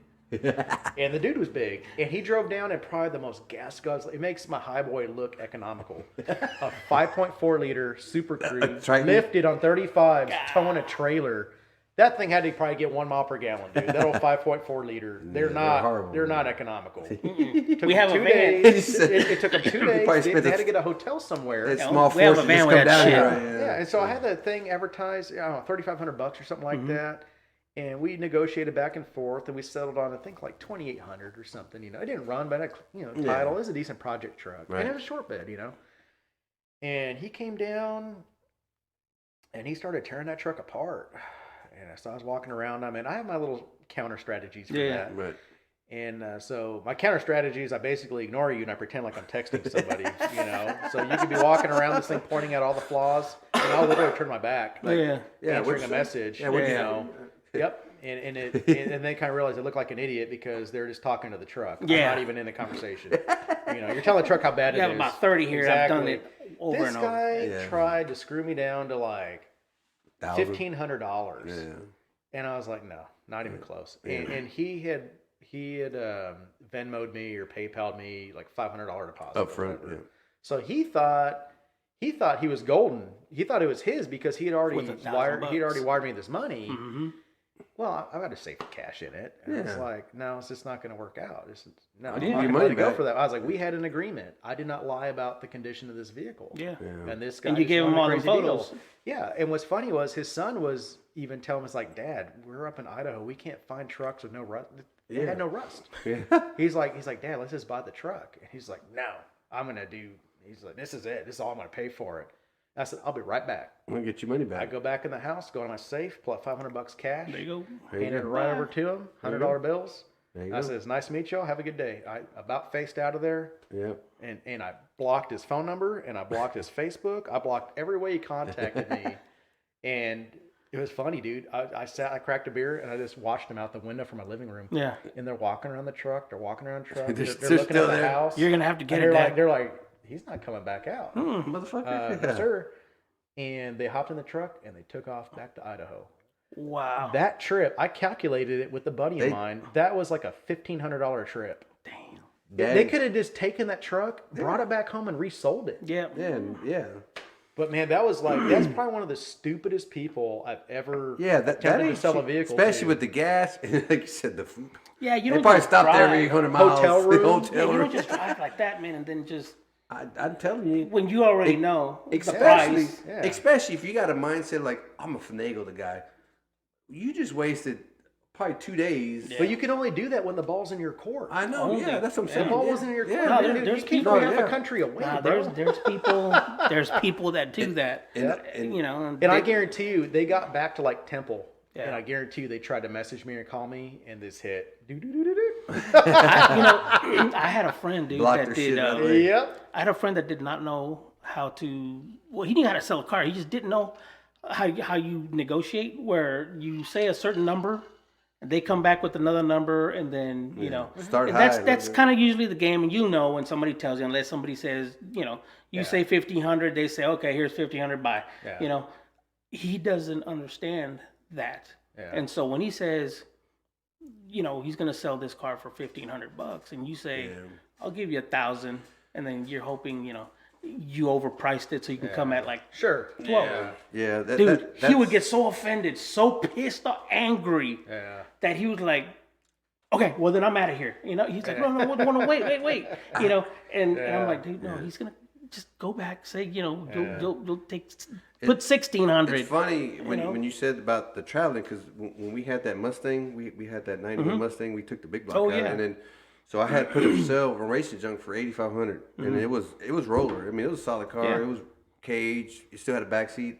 And the guy from Oklahoma, he called me. He was back and forth. He goes, "Yeah, I got 3 of them, and I wanted. Would you meet me in halfway?" And then I said yes, and then I knew how bad he wanted because things changed. I said, "Yeah, I can't make it. Can you come down?" He goes, "Yes." Okay. Well, he gets down. He comes from Oklahoma all the way down and looked at it. And yeah, he had a little, it was a white guy, but he had a little Mexican guy with him. And this guy was like, "Oh, it ain't worth that much." And I said, "I don't know what to tell you." That always shows that you use a little guy. Yeah, and I said, and then they were like, yeah, I said, I don't know what to tell you, man. Y'all drove all this way. You drove all this way here, and that's what I said. Yeah. But at the end of the day, they looked, and finally, yeah, I told him, I said, I don't have to sell it. Yeah. I mean, they're like thinking, well, you got to, he's going to negotiate. Yeah. And this guy was like trying to, I don't know what the fuck he was thinking, but Did anyway. he end up getting it after all? Yeah, he bought it. He ended up paying me $8,500 for it. I mean, they tried to work me down to like 7 or something. I'm like, Right. I said, I don't know what to tell you. I said, I did have other people who were interested. That car was built to handle that big block. I mean, it's not a shit car. And the guy knew what he was getting because he had 3 race cars. Yeah, and okay. This was a race car. I mean, Yeah. but it was still street. It had the ignition on the column. I mean, it's the rope power windows. Oh, wow. I mean, it was a nice car. It was a 91 Fox. Yeah. And anyway, long story short, to your point, if they really wanted it, they could have bought it. Right. And like I said, they could have. If he didn't like the price, he could have sold it and make some money. Yeah. Anyway, the point being is, like I said, you don't have to sell it, and then for them to come all that way and go home with nothing, well, fuck, you just wasted a trip and a lot of money. And the one liner that I threw at him because he was really irritating me was he's like, well, how come $1,500 won't buy this truck? I was like, because that's what I paid for it. I want to make some money. Yeah, you I can be told him honest. straight up, and he didn't like that. I was like, Yeah. why? Like I said, Whenever I'm an American. It's the American way. that's what they do. You get make money. Welcome to America. That's it. What is a Gas Monkey Garage? You know, they love to take the camera on the road when they're gonna go buy a car. And then he's working somebody over. He's working somebody over just like this guy's trying to. So either I guess they like to take pointers from Gas Monkey Garage, hoping that you'll be like, eh. And that's the funny thing, dude, is you know I do sell quite a bit of cars Yeah. and trucks and whatever, you know, and I love it whenever some newbie watches a YouTube video on how to buy a car, and I can spot it. And they do. I didn't even know that existed. I love it. It cracks me up because they do the whole thing where they, just like the YouTube video says, they walk around and they don't say anything. They start pointing to everything, kind of this and that. But guess what? It doesn't work if I'm turned around. Yeah, it don't I'm work. looking at my phone. Yeah. And it's funny, dude. I've That's seen your people tactic. make like 5 laps around a car pointing at the same dent, looking at me to see if I'm looking at them. I'm like, hell no, I know what you're doing. They look at the same Yeah. I was exact like, dent. guess what? I know that dent's there. Price stays. I already know. Yeah. Usually when I buy something, you know, like I'll buy stuff, but usually it's only because I'm gonna keep it, you know. So I don't go to buy and flip. Yeah. So usually when I go to somewhere and I see something, I already know this is the price that he gave. I'm not gonna dick with the guy. Yeah. I wanted that. If it's worth the it, yeah. price was I already you know put it in my head. It's worth it. Yeah. So I don't even dick around. You know, And what's funny is unless you want yeah. a 12-pack of beer, then I'll just you know. Yeah, that's it. you know, I'm whatever. still waiting on my but- 12-pack of beer to do this podcast. What the hell, man? That's some tacos. Next I warn time. you. Next time. Yeah, next time. Yeah, we'll bring some sour cream. You know, sour cream. Yeah. Free beer tomorrow.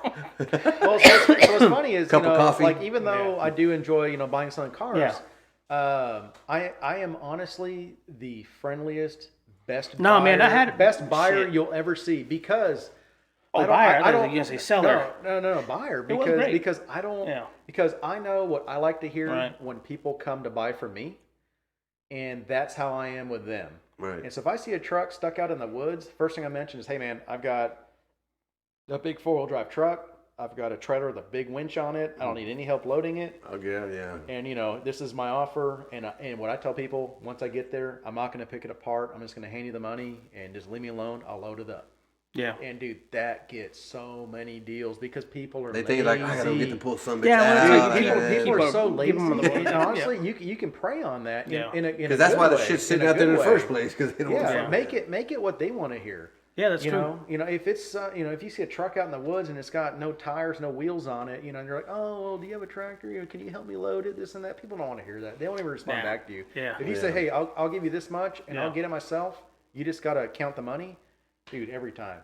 And it also helps, like recently I bought the '80 Jeep Renegade, Yeah.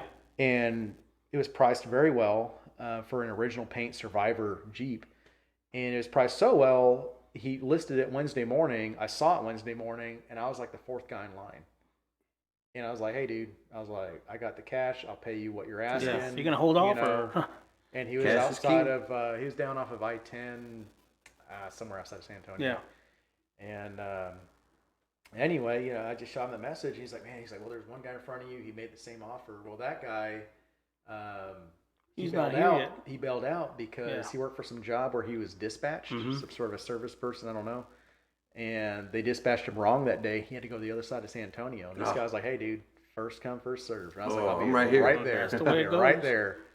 And so, anybody that wants to get into it, man, have a truck and a trailer And ready to go. And cash. So cash. do you plan on 'Cause I swooped in and got a lot of good deals that way. do you plan on buying more Ford trucks and building up your inventory? I mean, you already have a lot, but do you plan on putting more, or Yeah. what's in the future I for just you? Well, I got a few that I need to go pick up. Yeah. But man, we kind of hit that weird deal where, the used car market for everything just went through the roof, right? Yeah.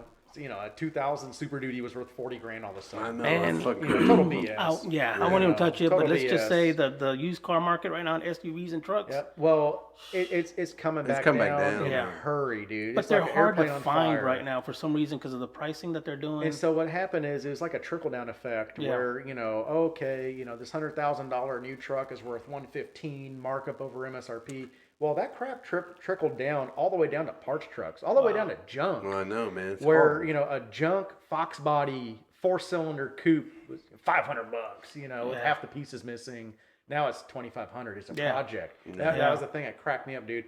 All these trust parts me. trucks, I literally saw 2 trucks that they deleted the ad, put it back up with the same picture. Double the At price. first it said parts truck, now it said project truck. I was like, no, it's still a parts truck. Yeah, it's it's the rotted same out one, and it's buddy. wrecked.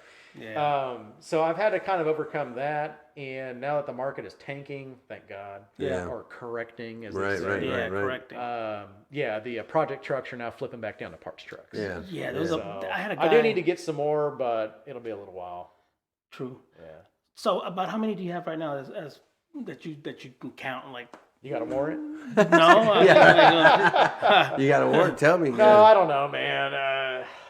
Probably like 20 or something. That's still good. But I That's got a still lot good. of cabs, and Yeah. honestly, it looks like the yard is kind of full, but it's really Bunch of parts. a lot of it is a lot of it has been apart. picked through. So I know, we the other couldn't get side the of it bumper is- guards. Yeah, I know, They're right? Yeah, so gone. it's like so the other side. So here's the deal with the parts is there's like 5 things that go really fast: bumpers, grills, trim, disc brake front ends. Did my brother take the doors that had the clips on it? Yes. He took it just because he knows that those are hard to get a hold of, and he put his trim on his doors with I guess new clips or something.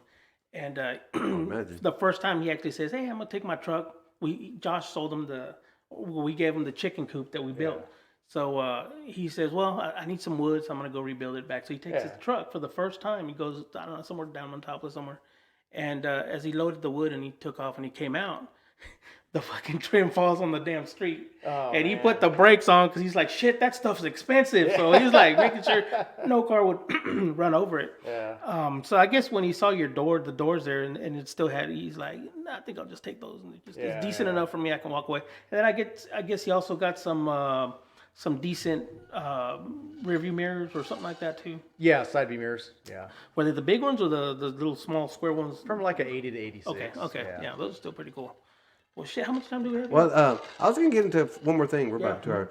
So cool. with the roundup, do you do like the crawl? Do you do all How that? did you get into that? Yeah, How so this is the most. Are you at the think- So delete the rest of everything I just said. This is the most important part of the whole Are thing. you at the beginning of the trail or at the end or in the middle? Where are you? So I'm very proud to say that I somehow half-assed my way into being like the very first You're stop one of the for this Lone local Star dudes. You're a area. Lone Star guy. Well, I let's guess go so. into I do love more Lone Star details. beer. So let's pretend like the podcast world doesn't know what's going on. So kind of fill in. Tell us what the Lone Star Roundup is. yeah.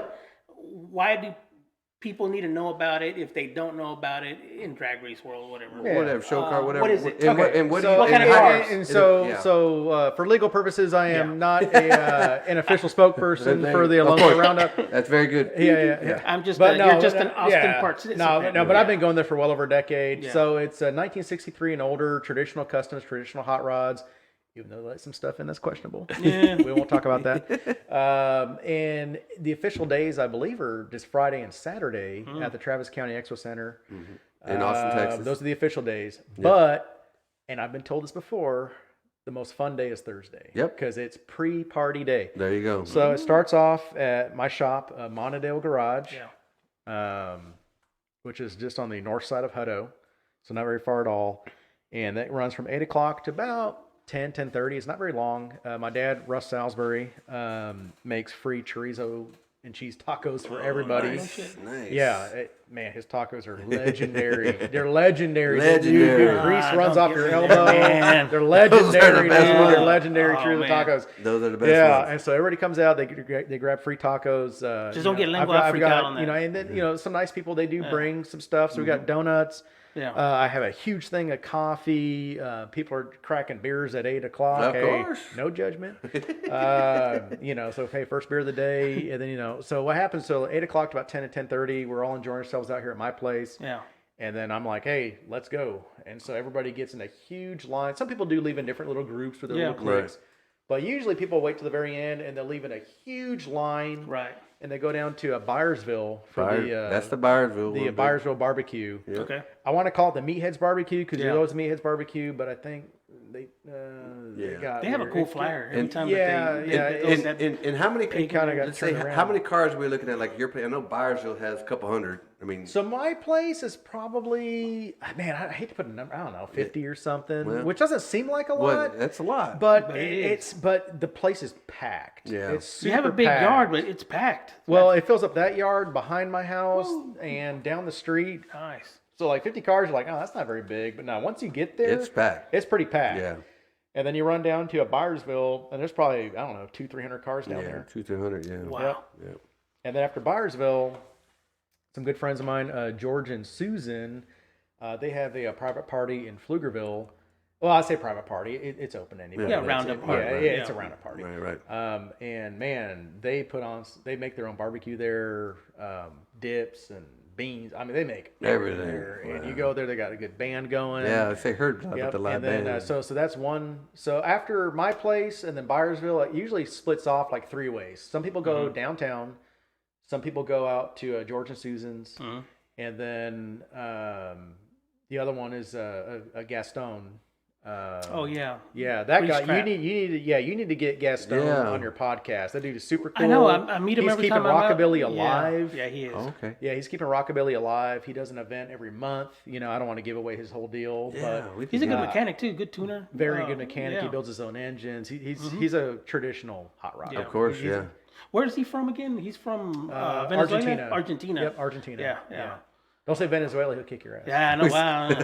And don't say Mexico. God damn, don't ever say Mexico. Who's the other one? He's German. Marcus. Marcus. So I told him, I said, "Hey, I didn't know. Marcus would. I didn't know listen to that they this and played. crack I didn't know up that they during played the rock and roll lines. in Germany." He's like, "Yeah, motherfucker." With the accordion, right? So me and Marcus have a whole backstory I No won't shit. go into, but we're buddies. But yeah, I've gotten drunk and been stupid around him. But anyway, So, like- so that's basically your Thursday. Yeah. My place, Byersville, and then it splits off. Like 8:00 a.m. and that's falling to like after the party. Is that like goes into nightfall? Because Yeah. And then also Thorndale, the speed shop, they Yeah. usually have a deal. that's Patton. Yep, Patton, Barrett, those guys, they usually have a deal out there. Yeah. And then, of course, now Friday, Saturday are more traditional. Yeah, You're going to go down to the Expo Center, you're going to get your wristband, you're going to enter your car, Yeah. and you're going to party down there. And then from there, afterwards, man, it can go anywhere. Usually, the big places is you go down to the speed shop. Yeah. The speed shop. Also speed I went shop. there last year, and then or you go down to South Congress. Yeah. Right. For the traditional That's the street parking takeover. parking down the takeover down. Go down there to Congress. That's yeah. where the variety of Yeah. everything shows up. And then Saturday is kind of a repeat of the same thing. And then Sunday, the big deal is Mercury Charlie. He puts on a big thing down at his hot rod shop. Gene there. Whitfield usually would come out here. Gene Whitfield.